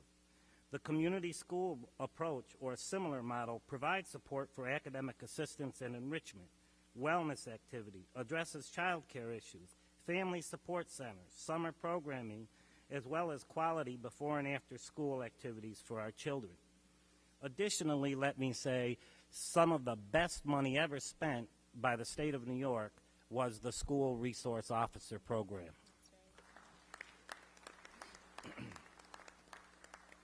We must break down the silos of mental health, children and family services, our court system, healthcare systems, and any other governmental agency or community service provider, in addition to the regulations that prohibit information sharing. I understand the right to privacy, FERPA, HIPAA, for individuals, but when the right prohibits or delays meaningful collaborative intervention for individuals or family, the consequences can be disastrous. Funding. This does not necessarily mean additional monies. The reality is the state and federal government spend an enormous amount of money and resources on the establishment of bureaucracies, departments, and institutions, all focused on providing assistance to family and persons in need. There is enormous duplication of services within our communities. This is a direct outcome of the barriers in place that prevent meaningful collaboration between school, community agencies, and the courts. I believe all communities would benefit from an effort to coordinate service, including resources, as a means of streamlining intervention and providing education and assistance to those in need. Additional funding. The concept of grant funding or competitive funding for communities simply does not work. If the state believes the academic is a priority, then fund it. On a personal note, at Watkins Glen, we are already discussing what options we have for our community-based school program once the grant funds expire. This is not an effective strategy for quality program development. In closing, I would like to again thank Senator O'Meara and members of the task force for their commitment to addressing the heroin and opiate addiction epidemic. I believe there are two primary issues that need to be addressed: the establishment of community schools or a similar model in an effort to create a surround and support climate that includes educational support and enrichment, wellness programs, family support centers, and the like. When children and families feel a sense of belonging, they are more likely to be productive and willing to seek intervention when needed. Finally, appropriate levels of funding for such community centers, whether through a more coordinated effort of existing resources or the elimination of competitive and non-competitive grant funding. If we are serious about addressing this issue, we need to provide the funding inclusive of sustainability options for programs once they are established. Again, thank you for asking us for our input.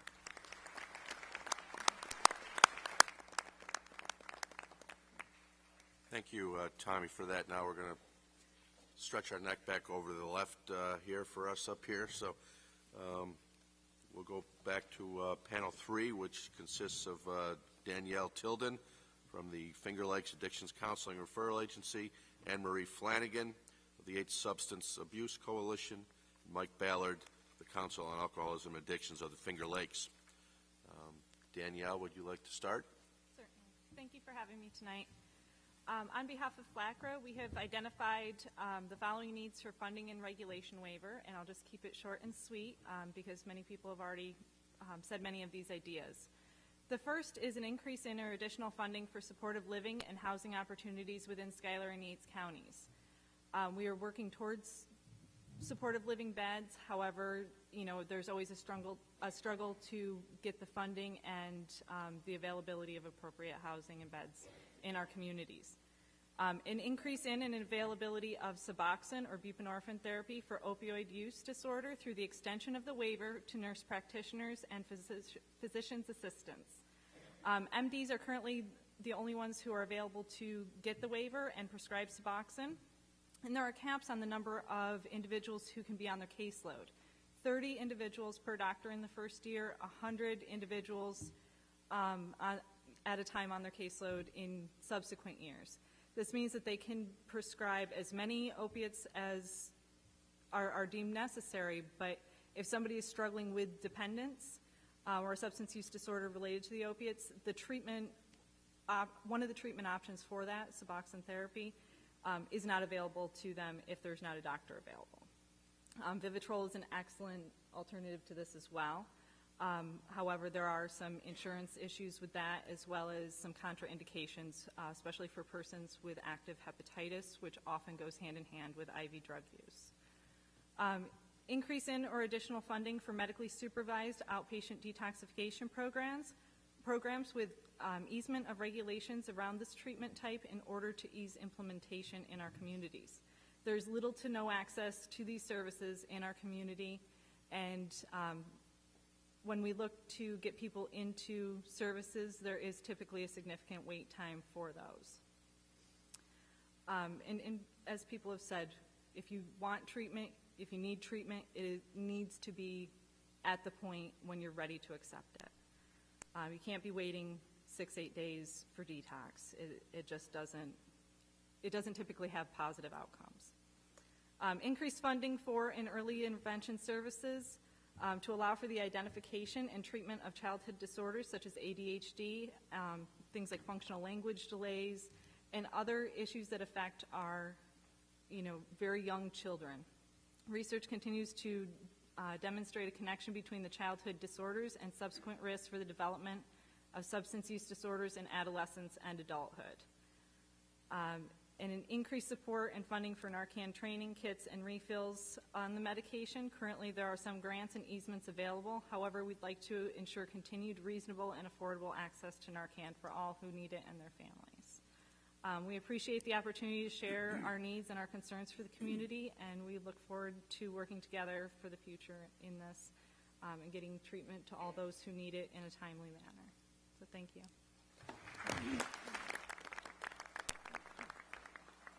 Thank you, Danielle.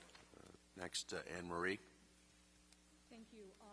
I am also a nurse practitioner, and I work in primary care. And I did talk with some of my patients that have substance abuse disorders and heroin issues, and there were a couple things that they wanted you to hear. The main thing is that they don't choose to be an addict. The addiction chooses them, and they don't want to be in the position that they are. They do support legislation that would allow drug dealers to be charged with homicide if they sell drugs to an individual who dies as a result of an overdose. So that's, I think, important for you all to hear. Healthcare providers are also frustrated with trying to treat patients with substance abuse disorders, and we are looking for more education at any point in time to be able to help us be able to care for these patients better, and look for evidence-based practice treatment plans that would benefit them.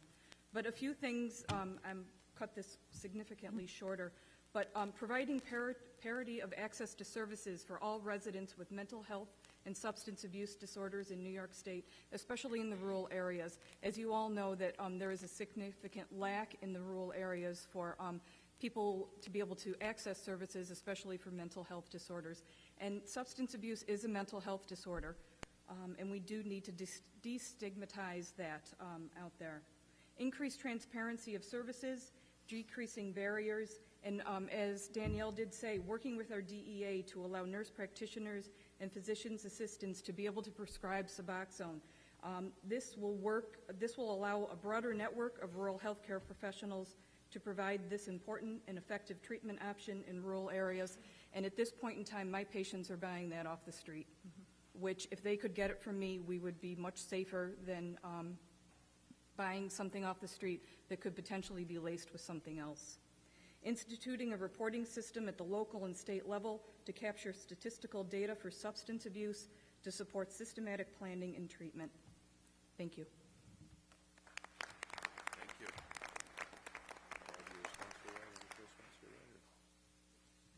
Yeah, Anne Marie, actually, what you were referring to with going after the dealers, we have in the state Senate, I sponsor a bill, it's called Lurie's Law, that does exactly that. It goes after the drug dealers, mid and upper level drug dealers who are connected to the death, an overdose of heroin, and that the law enforcement agency can then go and charge that dealer with homicide.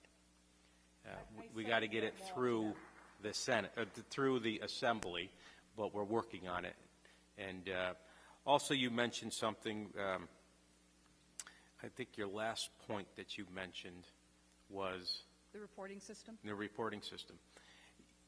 With the sale of over-the-counter of Narcan, naloxone, one of our fears that the task force has that we have a piece of legislation that we're actually trying to work it within the budget language, is to have DOH have a database, implement a database so that we are tracking how many kits are going over the counter, as well as every time it's being administered, it will be mandatory reporting Keep in mind, we are not looking for the name and the address of individuals. We're very sensitive to that because we already know about the stigma. But we want to make sure, we want to gather the statistical information so that we can pinpoint exactly where resources need to be, where the problematic areas are throughout the state, and that will help get us down that road of more database statistical data so that we can use it. Thank you. So thank you. You're on the right track there. Thank you, Anne Marie. Mike? Thank you, and thank you for having me tonight. The primary objective of the council is to provide education and prevention strategies to our counties, the communities, and the coalitions that we serve.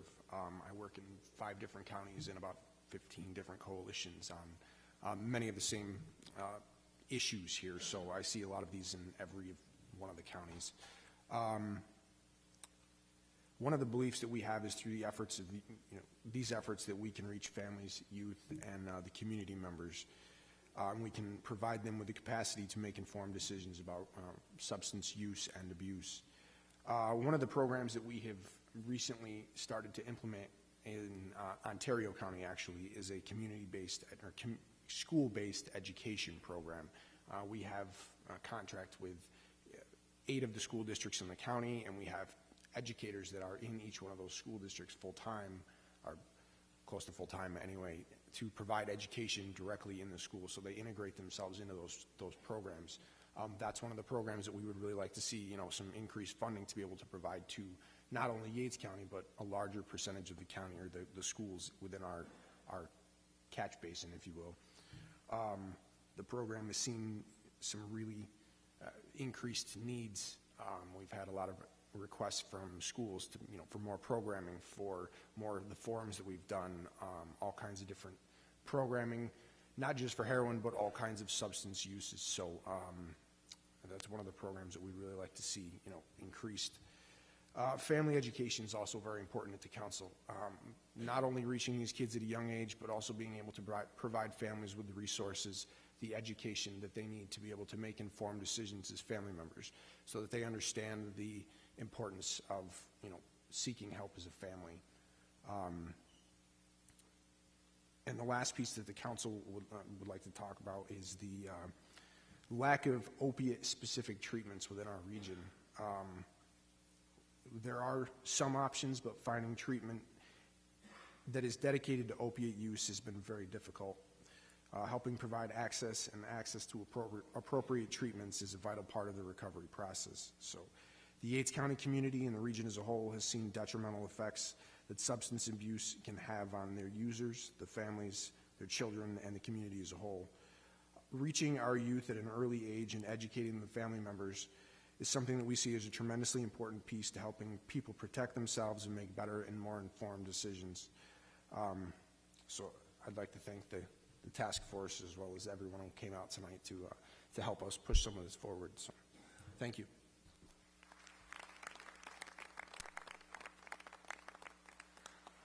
Thank you, and thank you to the panel for participating tonight. We'll get to our final panel here, but that's not going to be the end of the night. I know we're running on here, but we have our Yates County Public Health Department representatives here, and then when we finish with Deb and George, I'm going to give an opportunity for my colleagues to speak or ask questions of anybody from what we've heard. Since I don't let them speak at the beginning, so when it gets later, they tend to speak shorter, and they're politicians, so that helps in that regard. And then after that, we do want to open it up for questions from the audience. We have a microphone up here. We're going to ask anybody that wants to speak on whatever aspect of this whatsoever to come up to the microphone and state who you are and where you're from, and give a brief outline of the points you would like to make. And depending on how long that line gets will depend on how long I'll let you speak. But with that, we'll move on to our final panel here, and thank you for being here and your patience here to go last to kind of round this out with the Yates County Public Health Department Director Deb Miner and the Director of Community Services George Rotz. Deb, if you'd like to start out and give us your perspectives here on putting this all together for us here in Yates County. Thank you. Thank you, Senator O'Meara and task force members and audience. And being the next to the last speaker, I will be very brief. And I'm going to just highlight, so I hope it doesn't sound too chopped up, and I hope it makes sense. First, I want to note that we do appreciate the governor and the state legislature's efforts in making heroin and opiate a top public safety, public health, and mental health priority in 2016. And we know that the governor has put mention of this in the executive budget. Across New York State, many of the law enforcement offices and public health departments have been working to implement the opiate overdose prevention programs, the Narcan kits and training. Since we started that program in the fall of 2014, we have trained over 200 law enforcement and community members, and we have distributed over 700 kits in Yates County. This is not a measure that's going to prevent our problem, but it helps to give that addicted individual and his or her family an additional opportunity to seek treatment and work towards recovery. So even though we now can access the naloxone at the pharmacies, I would ask that you not cut the funding to that program. I think it's crucial that we at Public Health and the other opiate prevention programs have the opportunity to train folks on how to properly use this. And it also gives us another opportunity to give them some information about recovery and treatment resources.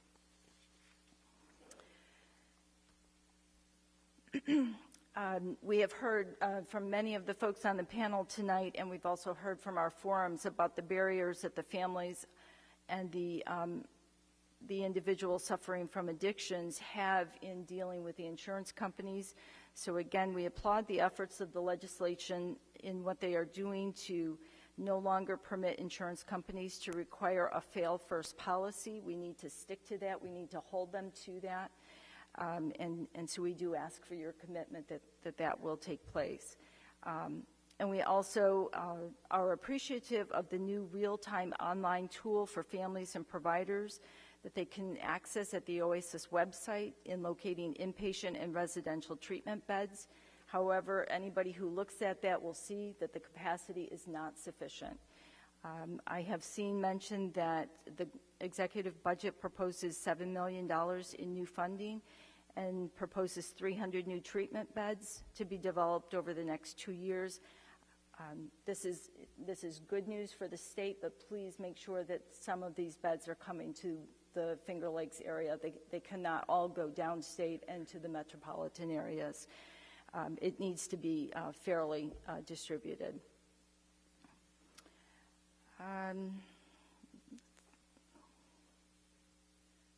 Again, I don't want to be too choppy here, but I'm trying to be brief. Take your time. At Public Health, we are also asking for continued movement towards the integration of outpatient drug treatment into the more traditional medically focused healthcare settings. We need to have comprehensive treatment plans for our patients which address the medically assisted treatment, behavioral counseling, identification and treatment of infectious disease. We know that the use of heroin and other injectable drugs brings risk for HIV and hepatitis C. We need screening for comorbid psychiatric diagnosis as well as care of their medical needs. So we do need to have this as an integrated approach and not be sending patients to multiple different locations to receive their treatment. Those in recovery have spoken to us of the increased social acceptability of using heroin by the youth and young adults and of the increased availability.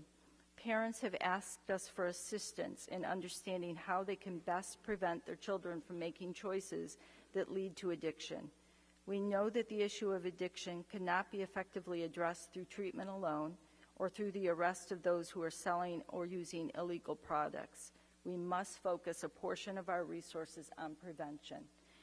And I would bring your attention to programs that are evidence-based and proven strategies such as Healthy Families New York and the Nurse Family Partnership, Parents as Teachers, and the Parent-Child Home Program. I would ask that funding not be diverted from these programs. We need to have these programs to continue to help our families. But we also need to look for expansion of programs that move beyond the preschool years. We have to find ways to help our families to parent and to have those difficult conversations with their children and help to prevent some of these folks from turning to use of substances. There are some new tools online through OASIS, tools such as Talk to Parent and the Kitchen Table Toolkit. We need to locate additional resources such as these. And I think I've hit all of the highlights, and you do have my written testimony. Again, I thank you for this opportunity, and I look forward to continuing to work and to address this issue. Thank you. Thank you very much, Deb. And George. Well, I have the auspicious position here to be the last speaker from the panels. First of all, thank you for everyone for hanging in there. The support in this community is tremendous. I could repeat and say ditto about almost everything that's been said tonight. We've heard about the agony. I want to just counterbalance that with saying that the involvement of the community with the coalition and in efforts to really corral this epidemic is just tremendous. This is a great community that has come out and has stood up for change, and we certainly do need change. We have a whole world problem. From a public health point of view, it's a community problem which requires community solutions. One of the things I want to suggest that I haven't heard, I've heard allusions to it, and that is we need to be able to offer you and community members in general ways in which they can participate more fully, both in helping protect their children from the scourge of either mental illness or substance abuse, to help your children grow healthier and to be stronger and more resilient. The schools play a part in that, but every family and every community plays a big part in that. There are programs that are being sponsored across New York State, across the United States of America. There's two great programs that basically begin to do that. One is called Mental Health First Aid, which is really directed at adults to learn about substance abuse and mental illness and what you can do as a family member, as a partner, as a sibling, as an employer, to really help someone that you see maybe having a mental health problem or a substance abuse problem. It's training that can be offered to schools, offered to the community, offered to child care organizations and other organizations that work with adults at all levels. Doesn't require a college degree, but it does give skills to people, and it orients people to their role in having a healthy community. The Youth Mental Health First Aid Program is specifically focused on youth. We know that when we ask people who in fact are addicted, 90% of them say they started while they were in school. Do you hear that? They started while they were in school. They're the target for us. You heard from the educators. You've heard from other people here. Early identification and early prevention is really a core. They can't all be in school. They're in school a few hours. They're home and in their neighborhoods the rest of their lives. So we all need to be part of the solution. We all need to be willing to step up and learn. We all need to be willing to step up and find new ways for us to be involved and to make a difference. And I have a lot of other things I could mention. We don't have enough treatment. We don't have the right staff. We need more prevention. We have to look at early prevention, early identification. We have to look at support for those who in fact are addicted, to protect them and to support them in treatment and give them the treatment they need, to help them change the environments, because they can't stay in the same environment as an addicted person. They need to be able to move beyond that. So that's where I'm going to stop, but I'm going to say that there is a role for this community, and we really have to be invested with working towards giving people the tools so that we can move this army of people who now want to see a change forward and really do something in this community. Thank you.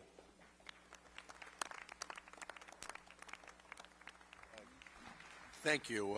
Now I'll turn it over to the chair of our task force in the Senate, Senator Terrence Murphy. First of all, Senator O'Mara, it's an honor and a privilege for the invitation to come up here. I come from Westchester County. It's just north of New York City. This afternoon, I got in the car early and met Senator Amedore in Albany, and him and I had traveled up to Oneonta to do a 12 o'clock task force meeting in Oneonta and then out to here. So it's been a long day, but well worth it. I will tell you that. To the panel of experts up here, thank you.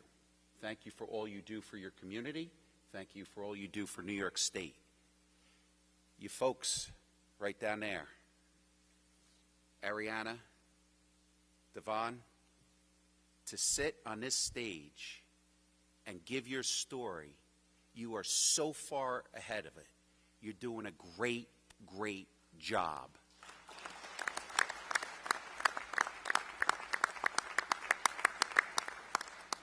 You keep it up. You keep it up. You should be damn proud of yourself to be able to sit up on this stage and share with everybody. That takes courageous and it takes guts. And Alexis, I don't even know where to start. My heart goes out to you. You are so strong to be able to share that story with all of us up here. It's just I got the chills when you were saying. I leaned over to Senator Ortt and I said, "This is unbelievable." And I've been around New York State and I've heard stories, and it's pretty deep. And to be able to be here and share, I thank you.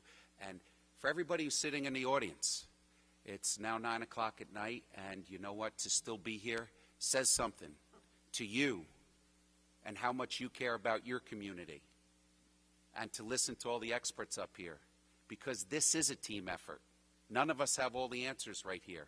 This is why we go around the state, and this is why we listen to everybody, to gather the information and to make educated decisions on what's the best for your community. We don't know it unless you tell us. Yes, we have the experts. Where was the Sheriff Spike over here? You know what? It's you're hiding behind closed doors. No more. The stigma's got to go. This has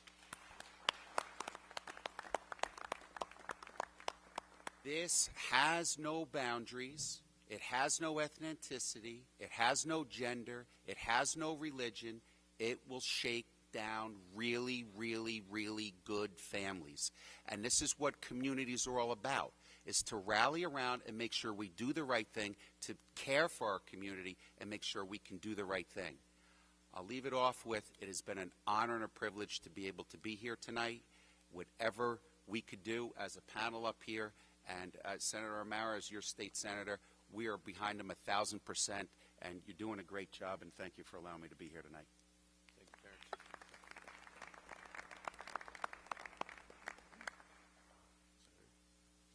Well, thank you, Senator O'Mara, and it is an honor to be in the 58th Senate District, and for you to have a most outspoken state senator that really is advocating for the needs of all of the district here. I have served with Senator O'Mara in the Assembly and now in the Senate, and he's got your back, and he's trying very hard. To Janet and to Alexis and to Gail, you know, losing a loved one or going through the trauma and the grief that you have gone through, and to Gail being able to have somewhat of a victory.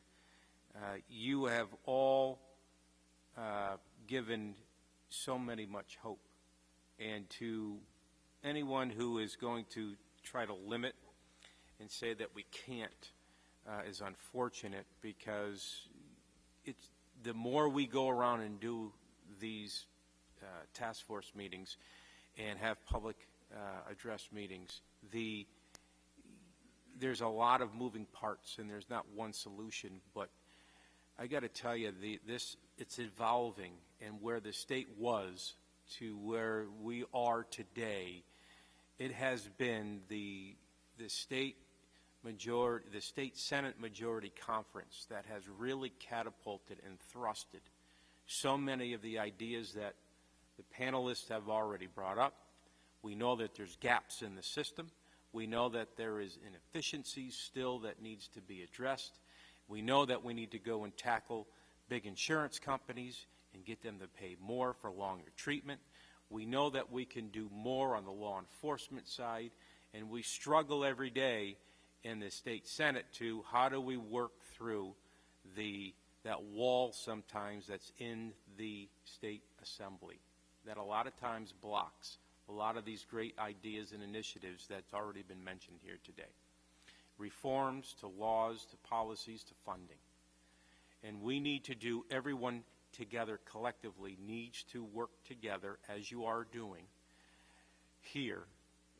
We need to work together on driving the message home to the New York State Assembly, because they have blocked a lot of great initiatives and advancements so that it could curtail or eradicate this crisis that we have.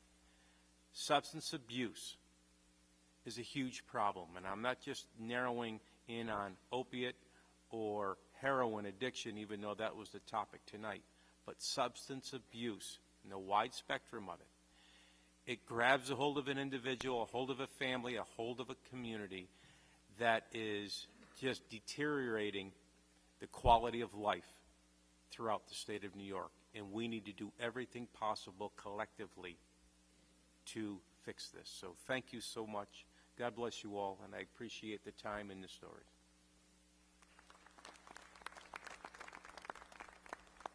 Thank you, George. Senator Rob Ortt. Thank you, Senator O'Mara. I want to thank you for hosting this event. I want to thank all of you for being here tonight. And I certainly want to thank the panel and echo the comments that have been made by my colleagues already.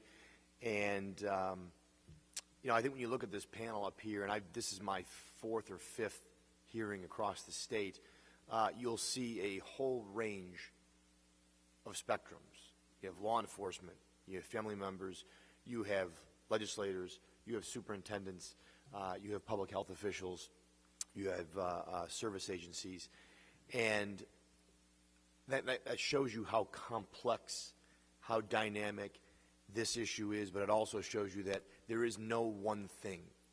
I wish there was one thing we could do that would fix this. I wish there was one thing we could do that would save lives, but unfortunately there's not just one thing. We're going to have to do a lot of things. And then after that, we're going to have to recalibrate and probably do a lot more things. It's not just funding. It's not just this or that. It's going to be a lot of things. It's going to have to be a comprehensive approach. And that's one of the reasons why we've done these hearings across the state, is to try and get a sense from the people who live this every day, from the survivors to the families to law enforcement officials, what is going to work. This has to be thought out. This cannot be just a reaction. This cannot be just, I need to get in the headline tomorrow, or this cannot be something bad's happening, so we need to do something. We need to do something. We need to do something that works. And, you know, for these families over here, it does no good to them. And for these guys sitting over here who go out every day and put their lives on the line, it does no good to them if what we're doing isn't effective, if what we're doing doesn't work, and if we don't take into account what they have to say.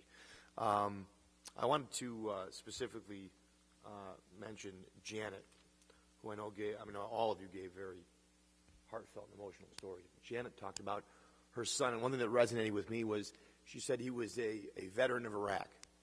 And I was a veteran of Afghanistan, and I know a lot of veterans who come out and who suffer from mental health-related issues. And as chair of the Mental Health Committee in the Senate, I see this all the time with self-medicating, and a lot of veterans are being struck by this very epidemic, this opioid and heroin epidemic. These are men and women who served their country in combat, who wore a uniform, who wore the flag on their shoulder, who did amazing things, and yet they come back, and it's not Iraq that gets them, it's not Afghanistan, it's not ISIS or the Taliban or some insurgent, it's heroin, which I think is really tragic and ironic. And On a good side, we've started the Joseph P. Dwyer program in Niagara County. It's a program that exists elsewhere in the state. It's a peer-to-peer support service. And basically one of the things that they're going to start doing is going to the VA, working with the VA when veterans are coming out who have been there for heroin or drug treatment. They're going to be there to get these guys or these girls right when they come out, because that's one of the most vulnerable times, which we heard about, when they are discharged.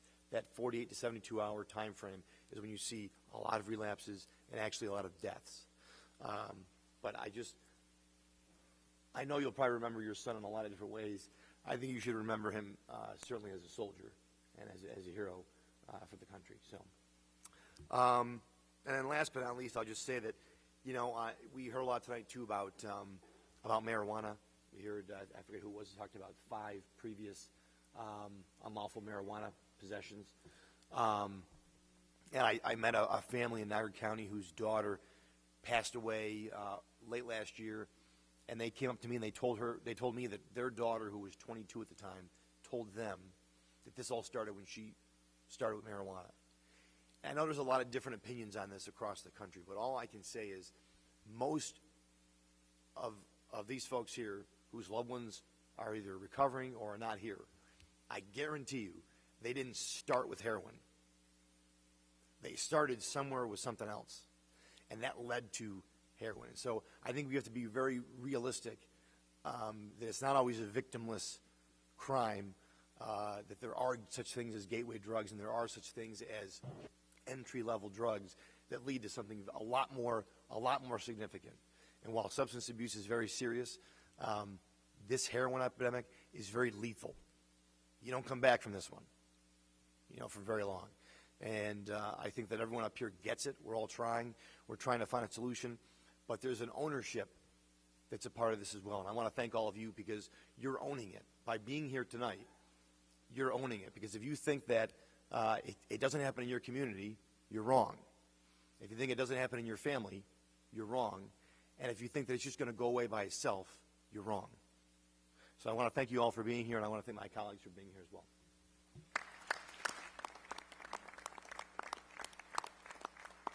Thank you, Rob. Next, we'll go to our colleague in the Assembly, who's fortunate for me to serve in my Senate district, which includes Yates County, Schuyler County, Steuben County, Pardee-Chemung County, and Seneca County for Phil. Before we get to Phil, we do want to get to whoever in the audience would like to speak, so if you could move over by the microphone and line up against the wall. We'll get to you as soon as Phil is done. But listening, certainly the members of the panel who are up here offering your expertise, but most importantly, the 6 of you at the end of the table for having the courage to share your personal stories. You put a human face and human side to this growing epidemic that's affecting every community throughout the state. And as you heard, and as we all know, this doesn't matter what color you are, whether you're rich or poor, upstate or downstate. This issue knows no boundaries. And to have you come out and take the time to share that with all of us should give us all motivation to try to solve this problem. So thank you again.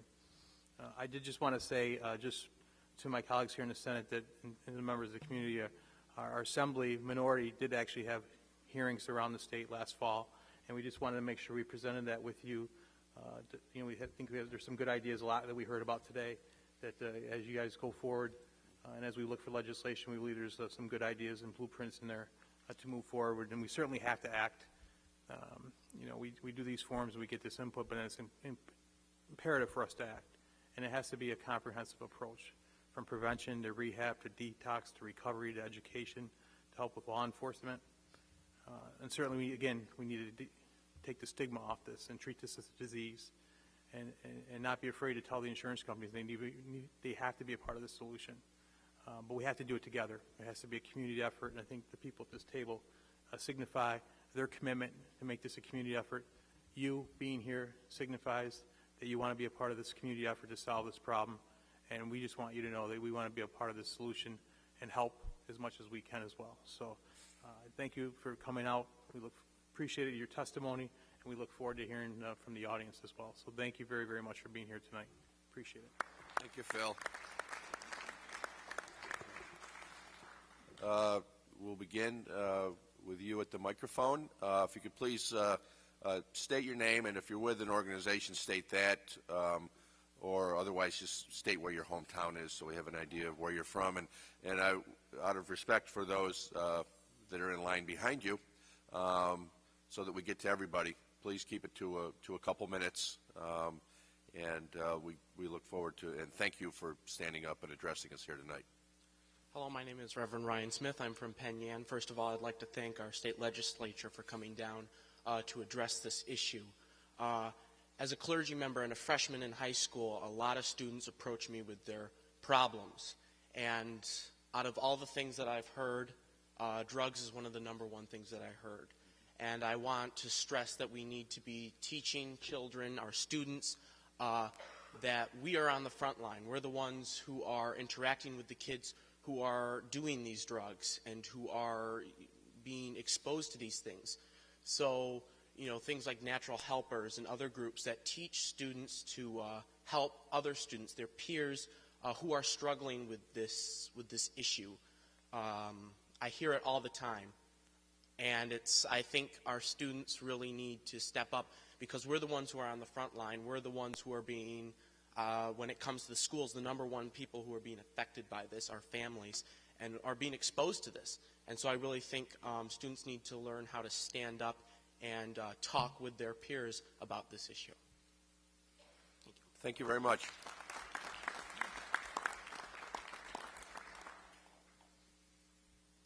Hi, I'm Christina Cleveland. I'm the mother of Miranda Cleveland. She's a 17-year-old who died unexpectedly November 9th, 2015, from a heroin overdose. She was a senior at Dundee School. Her death is being treated as if she was another junkie off the street.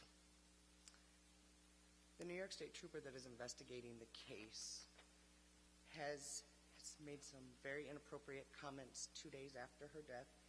He said there was one way off heroin and she just took that exit. He's also made accusations, assumptions, took her character from a family that didn't know her, where she was doing the drug activity, where the OD took place, instead of her loving family of almost 18 years. He's not asked anyone. When I do call him, I've never met the man face to face, so I have to call him. When he decides to call me back, days, he acts as if he has no time for me. I have a case overload. I'm too busy. I do believe we need more. We need more officers. I'm being treated. I couldn't tell you the last time I even talked to him. I can't tell you where a case is at. All I hear is we're waiting, we're waiting. Thank you. Thank you. Thank you very much for sharing that with us, and our heartfelt condolences for your loss. Good evening, and I invite anybody who's a note taker to get their pen ready. I know a lot of people have tucked them away. My name is Carrie Ahern, and I am a village resident here in Penn Yan. And I have been inspired by all of the members of YSAC, whether I'm an acquaintance of theirs or a personal friend of theirs. And I just wanted to share with everybody here in our community that I am working with the Penn Yan United Methodist Church. We are going to bring a program to Penn Yan called Celebrate Recovery. This program is a Christ-centered recovery group, but it is for anybody and everybody, to include addicts, but also to include people who are codependent, or if they have an anxiety behavior that they're covering and masking with an addiction, whether it's substance abuse or behavioral based. And for more information, we're going to have a public information meeting at the Methodist Church on Sunday, March 20th at 6 p.m. in their basement fellowship hall. Thank you. Thank you. Good evening. My name is Pamela Finger, and I'm a member of YSAC, and I've also been an educator in the New York State education system since 1993. In my 23 years in education, I've come in contact with a countless amount of youth in the Steuben and Yates County areas. Lately, I've talked to several former students who are and have been affected by this heroin problem. And they've all told me the same thing. We need more education past 5th grade. I'm asking that we listen to these young people and figure out how to get more education out to all students earlier rather than later before it's too late. Because I don't like to go to another forum and have a former student come up to me and say, Mrs. Finger, we need help. And we need help now. Thank you. Thank you.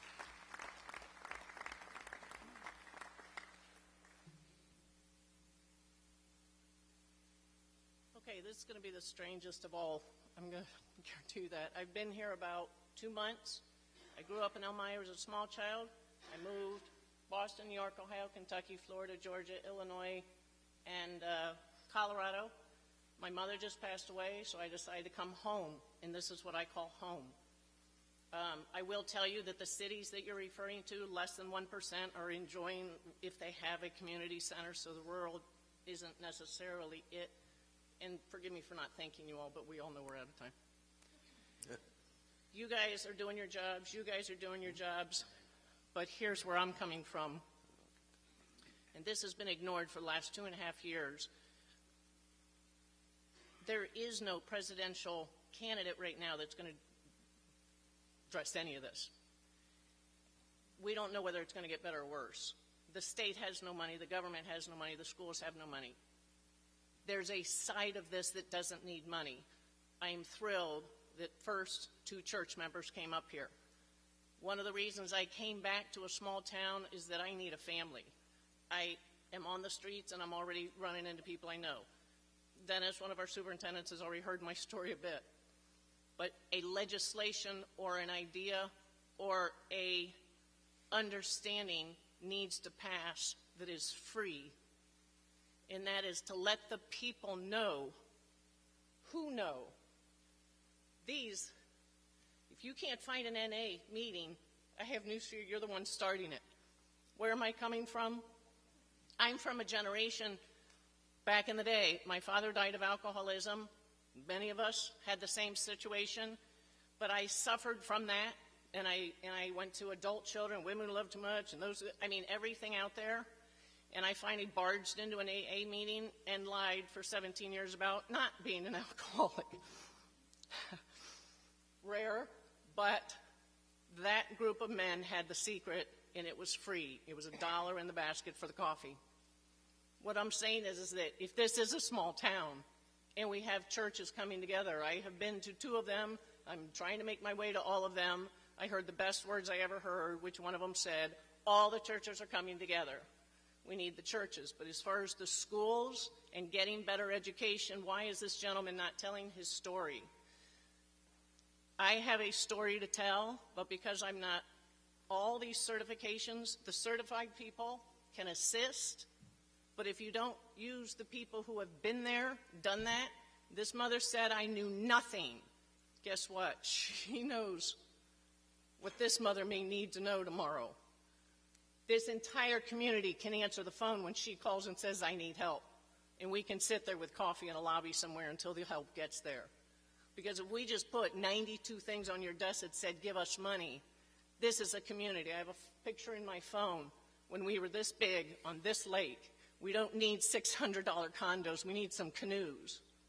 There was 10 of our kids all together, meaning our friends. And I said, no wonder we were happy. We had 10 kids, and we were all in bathing suits. I'm going to say something that's going to really upset people, but please understand I am aspiring to go to University of Pennsylvania for my master's in positive psychology, which is get these kids off of drugs, and I'm talking about the little ones. I went on a middle school band tour, and there was this many drugs for our children. It isn't the pot that got them stuck on it. It's that we did not teach them how to get over anxiety, and we didn't teach them how to get over depression, and we didn't teach them how to deal with some of these issues. I was a college recruiter for 10 years, and I had a gentleman come to tell me he was the only one in his school who had not been on Adderall. The drug laws for our children in school needs to change now, that it's not every kid has ADD. I know the educators, I know people.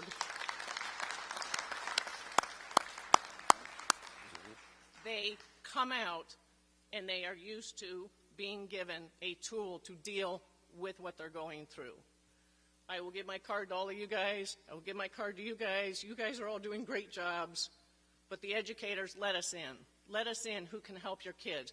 Why can't we? When I was in psychology, you all heard of arachnophobia? Okay, we studied it on a book. We looked at it on a piece of paper.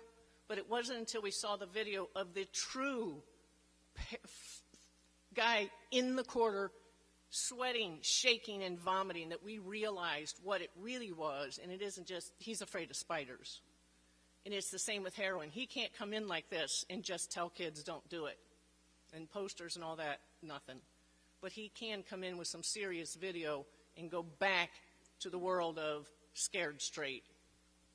You know, Breaking Bad, romance this. And I mean romance. It was a great show as far as dialogue, but as far as when they were laying sick and vomiting, you just kind of looked past that. It romanced it. But until that's the picture these kids see in 5th grade, 6th grade, 7th grade, 8th grade, 9th grade, 10th grade, it can't be an auditorium like this because the kids are going to giggle over here. You need to get small groups and get these people in to help.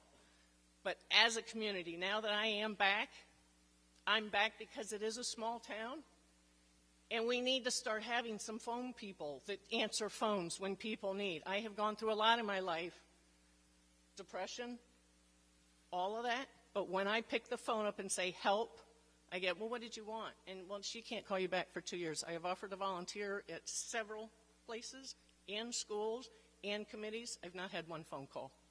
I have been through this family-wise, kid-wise. I was recruiting junior and seniors for 10 years. That's why I do this. And all I did was get their heads turned around, change their grades, and get them out of college. It doesn't take all your money that you don't have and all these things. We need the church basements. We need the auditoriums. We need some canoes.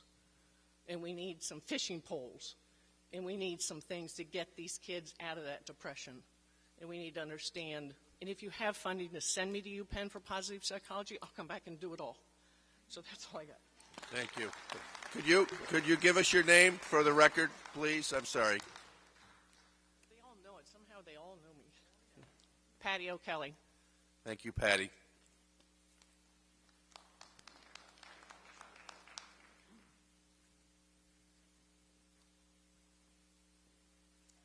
Good evening. My name is Stephanie Campbell, and I'm the Director of Policy for Friends of Recovery New York.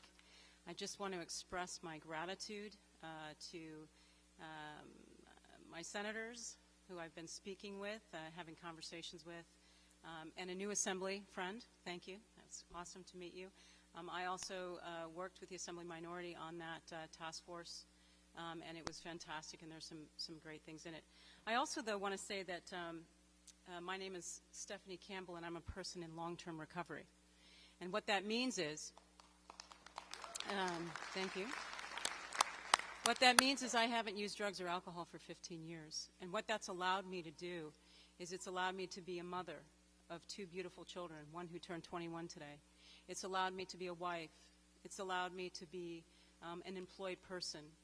Prior to my coming into recovery, I must have cost New York state taxpayers a couple of millions of dollars, maybe. So I've saved you guys a lot of money. And I hope that Devin and Adriana, is it Adriana? Ariana, continue on this journey, and let's stay connected. Let's get connected. Alexis, you are amazing. Just blew my socks off. I'm sitting over there going, who is this woman? Just really powerful, and I love what the last speaker said. We know recovery, and we know the problem of addiction. It's horrible. It's horrific. It's not just heroin. That's the drug du jour right now, but it was crack in the 80s, and the Rockefeller drug laws did not make that situation better, I'm sorry to say. What I can say to you is that as a person in long-term recovery, I know that, I'm an expert in this field because I'm doing it, because I have battled addiction, and because, you know, I'm here as living proof that recovery works. And so, you know, in the conversations that we've been having, you know, which is incredible, that we're now talking about we can't incarcerate our way out of this, right? We need treatment. We need education. We need prevention. But we need recovery. Someone comes out of crisis and they leave treatment and they go back into a drug-infested housing project, you know, system which offers no supports. There's no recovery community organization. There's no recovery community centers. There's no recovery coaches. There's no family navigators. We're setting them up to fail. And we have to stop doing that. And we do have to invest in the solution of recovery. So I just want to, you know, reiterate, last month in Buffalo, there were 23 overdoses in 1 month. It's not getting any better, and we know that. But there is a solution, and we're calling on our representatives in the legislature to put more money. We're asking for $50 million. That's a drop in the bucket.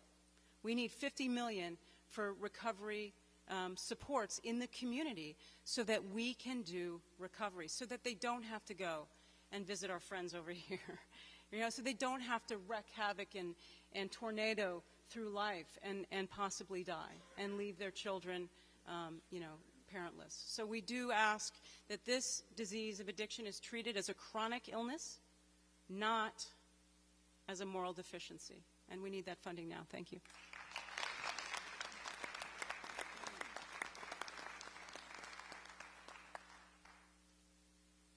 Hi, good evening. I'm a little short. My name is Yana Kashper, and I'm the co-founder of Recovery Fitness. We're a brand new nonprofit here in Rochester. And I just want to say thank you to all the panelists, all the people that spoke, the room full of people that are here to talk about recovery, talk about addiction and recovery. I'm also a licensed clinical social worker, and I've been working in the field for about a decade. I received a graduate degree from NYU, and I had a 4.0 in the height of my addiction. I was not dumb. I was not lacking willpower. I had a chronic disease, and that chronic disease took everything from me. But I'm here to tell you that recovery is possible. As Stephanie mentioned, we know what the problem is. You don't need me to tell you what the problem is. We don't need all you folks to tell us what the problem is. We could look in the news. We could see all the deaths. You know, and I'm a little nervous. And like Stephanie mentioned, we have a solution that we've seen work. The Rockefeller drug laws that targeted low-level criminals with mandatory minimums probably didn't take away the money from the schools. I mean, they're probably not the solution that we have today. The problem that we have today is a chronic illness, which is addiction. And a lot of folks talked about cancer being a chronic illness. I don't know about you guys, but I haven't seen anyone get sick from cancer and people look at them and say, oof, your vomit is repulsive. But I've seen people go through withdrawal and have that same reaction. And that is the problem that we face. As Stephanie talked about, we need more money. We need more money for services. Absolutely, we need more supports. The Rochester area detox generally has a 100-person wait list. Think about that, a 100-person wait list in Rochester, New York. That is unacceptable. We could increase incarceration stays. We could increase substance program stays. They would have a benefit, but you'd leave these people and drop them right back into those communities, and then what? You set them up to fail. What we're asking for is recovery community organization, peer support programs. What Recovery Fitness is a nonprofit in Rochester based around sober fears committed to leading physically active lifestyles. We have a live network of supports. The Gloucester department, the angels they talk about, the recovery coaches, that's what we need money for. The treatment services, absolutely. All that stuff is important. But we have a low-cost alternative to death, peer support. Our programs cost nothing. Our average hikes yield about 40 people in recovery. We have touched over 500 individuals since inception in September. Those are some big numbers. And we need your help. We need your help to reach more people. There needs to be an atmosphere of recovery. And there needs to be less stigma. We need to shatter that stigma, and that's what Recovery Fitness aims to do. We have 3 initiatives under Recovery. One is the community of sober peers that help and guide one another. Another is the outreach. We talk to treatment centers. We talk to anyone that will listen, parole, probation. And the last one is education, to get into the schools, give them presentations, talk about recovery, talk about what it looks like, not just say stop using drugs and alcohol and here you go, live freely. It talks about what you do when you stop using drugs and alcohol.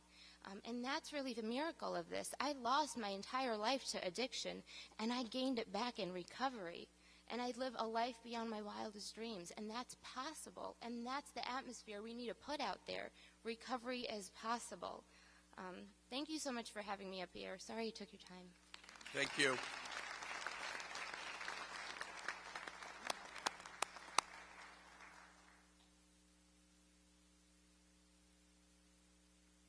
Hi, my name's Jim Bobreski. I'm a New York State taxpayer and common citizen. I just look at things pragmatically. First, about what really irks me are dealers themselves and the sociopathic nature they have. They don't care about anybody. And what I find interesting, there are avenues, is to take the profit out of drug trafficking. And I also question, just to bring up the aspect of Afghanistan, which supplies 60% of America's heroin now, 3 times what it did back before 9/11. And where's the federal role in this? You know, if we don't have the substance, we can't start the addiction. And I know it's a long process, and I know there's many factors, and I'm going to address that. And the other thing is Tom Brokaw wrote a book called The Greatest Generation. I think we've lost that, and I think that one of the root causes of addiction and the crisis problems we have is we've kind of lost hope. Is the American dream there anymore? If I were 18 years old today, I'd be scared. I started out as an electrician, and 30 years ago, I would make as much as I do today.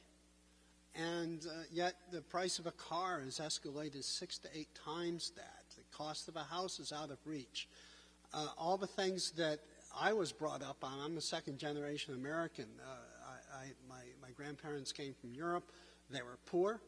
I actually went back to the areas they were, and people don't realize they're still driving ox carts in Russia. Okay, that's part of my family. They're still doing that today. And they came, my grandparents came, and he was in this country, 8 years? He owned a house, he owned property. That was unheard of in Europe. Unheard of. But where is that today for an 18-year-old? What does an 18-year-old, I think of Devin, what he talked about, and I'm saying, would I be disillusioned? Would I seek another thing that would make me feel good? You know, cost of education is outrageous. I could go, in my time, I could go to Rutgers, which was an Ivy League school, for $400 a semester. That's out of the question for a community college today. So I look at root causes and ask you people in there and the people who have gone through the experience of seeking some other source. Is there a future for the American youth today? And with the universality of labor, China, other jobs, I'm not blaming other countries. It's just an evolution process. We're becoming more global. Political borders are going to change. Geographic borders are going to change. They're going to become economic borders in the near future, and I say within 20 years. Our whole system is going through a massive change, and we need to factor that in. And where drugs fits in is fulfilling some kind of need that we can't get that we would rather have, like having a home, having security, things that today just are not present. And I'm not blaming anybody. I think there's an evolution process as well as other things. And we need to factor that in. What is the hope for the future in this country? Thank you. Thank you.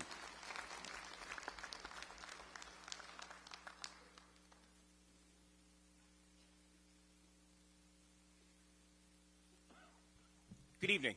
Good evening. I'm Michael Christensen, lifelong resident here in the village of Penn Yan. Before I get into a lot of my background, I have a question. I've seen, or I've heard tonight, a lot of reference to funding, and one issue that came to light weeks ago to me in the media, I saw it once and I haven't seen it since, and I don't know if it's true or not, especially seeing how I got it from the media, but I was with the sheriff's office, worked with Sheriff Spike for 31 years. We were in the back of beat-up old green vans down on Route 14, stumbling around back in the day. But in the mid-'80s, a program was initiated where the federal government would sponsor a seizure if you had a defendant, whether they had a vehicle, whether they had a residence, that the federal government, as long as local law enforcement did the paperwork, proved their case, and took it to the U.S. attorney up in Rochester, they would pursue a seizure for the funds that these drug dealers, and we've talked about funding today. We've heard increased funding enough times. So I'm trying to get to the crux of things here. But it was a great program wherein the U.S. Attorney's Office would handle the seizure of, it could be a home, it could be a car, it could be the cash money that was taken during the arrest, and for 20% of the net, they would handle it, and local law enforcement got the other 80%. And it had to be used for increased drug enforcement, drug programs, anything involved in the drug issue. And it's my understanding now that, and I'm not pointing the finger at you gentlemen, because it's my understanding it was at the national level, U.S. Department of Justice, and I heard the reference earlier today that this is a nationwide crisis, which if anybody reads the paper, you recognize that this heroin issue is not just in Yates County. So anyways, my question is that true? Has that program been nixed, and who's responsible for that? Yeah, there has been a recent change in that. I would defer to the table over here on the specifics of that. Yeah, the U.S. Department of Justice has put an end to that program. If you remember the DAG 71 form? Yes, I do. No longer available to us, and they've stopped it. No. So any asset forfeiture through the feds, through the DEA, has stopped. Now, who made that decision? Not us. I know you did. I know. I prefaced my question with that. It was actually. I know you guys didn't. But is that the Obama administration? Former U.S. Attorney Eric Holder. Eric Holder. And who does he get his marching orders from? I'm not trying to today politicize. probably just Mrs. Holder, but back in the day it was President Obama.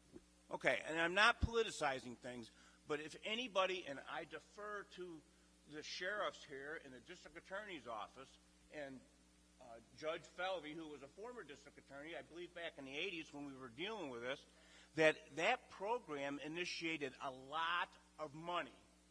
And all I've heard today from everybody here is increased funding.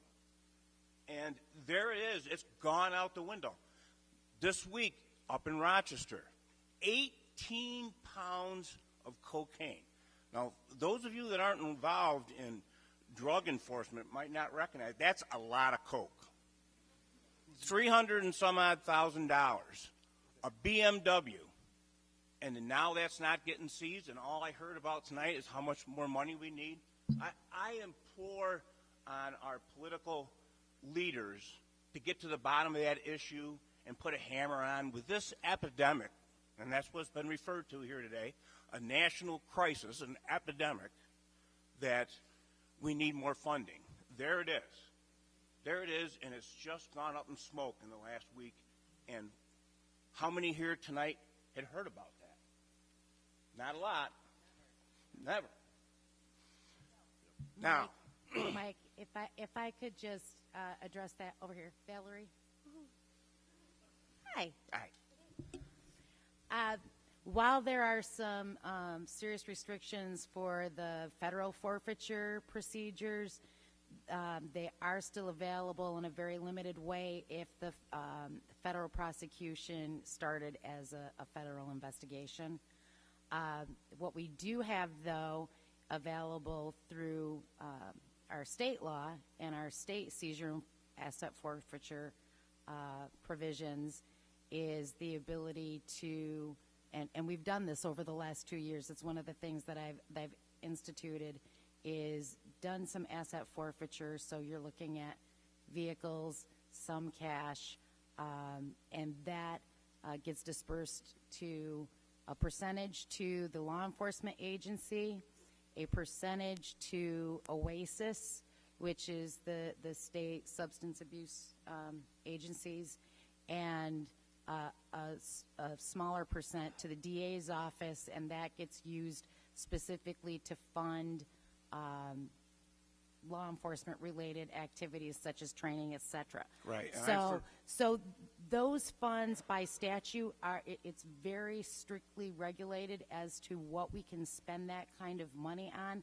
But make no mistake, I mean, we're really not seeing the primary dealing that you're talking about, where people have bundles of cash, isn't really happening here. Right, but there's still vehicles and there's still homes, and I'm familiar with the program you're talking about. Yep. At the state level. Unfortunately, the state, they got such a huge hunk of the pie that what came back to local law enforcement. It's over 40% that goes to OASIS. It's almost 30%. Exactly. And the almost program 30% that goes to the local law enforcement agency, and the rest 30%. into the DA's office to spend on law enforcement. Right, and that's my concern, where this federal program, 80% went back to local law enforcement, and the feds kept 20% for their problems, and now that's gone.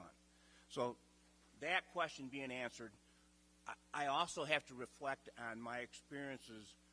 As I mentioned earlier with Sheriff Spike, I go back 30-plus years and was actively involved in drug enforcement.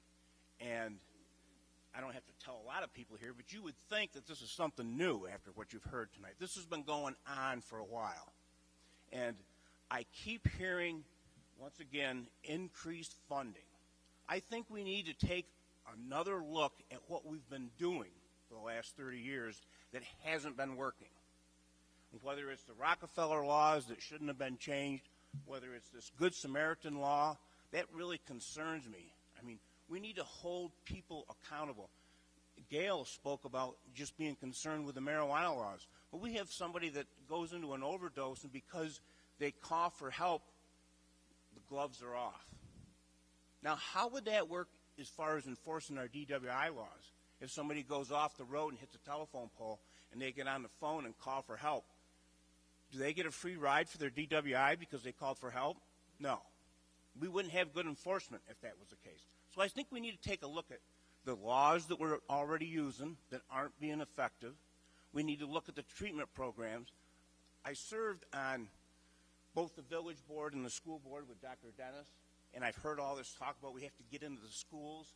We've been getting into the schools, okay? I think maybe what we need to do is to get into the families. We need 2 parents back in the household. We need some parents taking responsibility. We need to get into the families to get this dealt with. Asking the government for more funding, for more programs, I think it's time to take a step back and say, wait a minute, what have we been doing with the funding we were already spending? I apologize for my delivery. My wife often tells me, Mike, it's not your message, it's your delivery. So I apologize for that, and thanks for your time.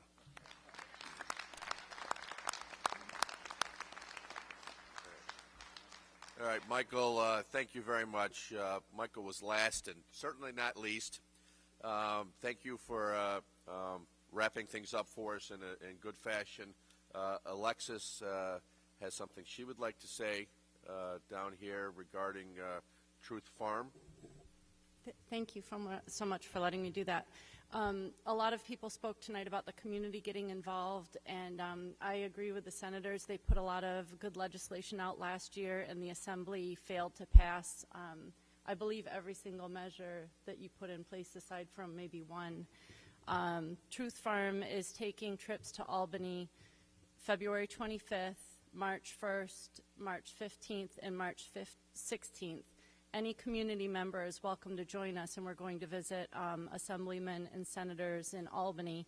And we really need community support. We need more people to join us, more people to go to Albany and talk to our political leaders and tell them the things that you're all talking about tonight. We need to go to Albany and talk to them face to face. They need to hear from us. So you can find our information on our website, www.truthfarm, spelled with a PH, .org, or you can find us on our Facebook, and we'd love to have anybody that would like to go with us join us. Thank you, Alexis. Okay, it's almost 10 o'clock. We're going to wrap it up. I want to thank Penn Yan School System for the use of this beautiful auditorium here this evening. I want to thank all of our panelists for your time, your input on this, my colleagues for coming from all across the state to be here, for all of you for coming and attending and being so attentive for this. It shows the extent of the concern that this community has for this problem.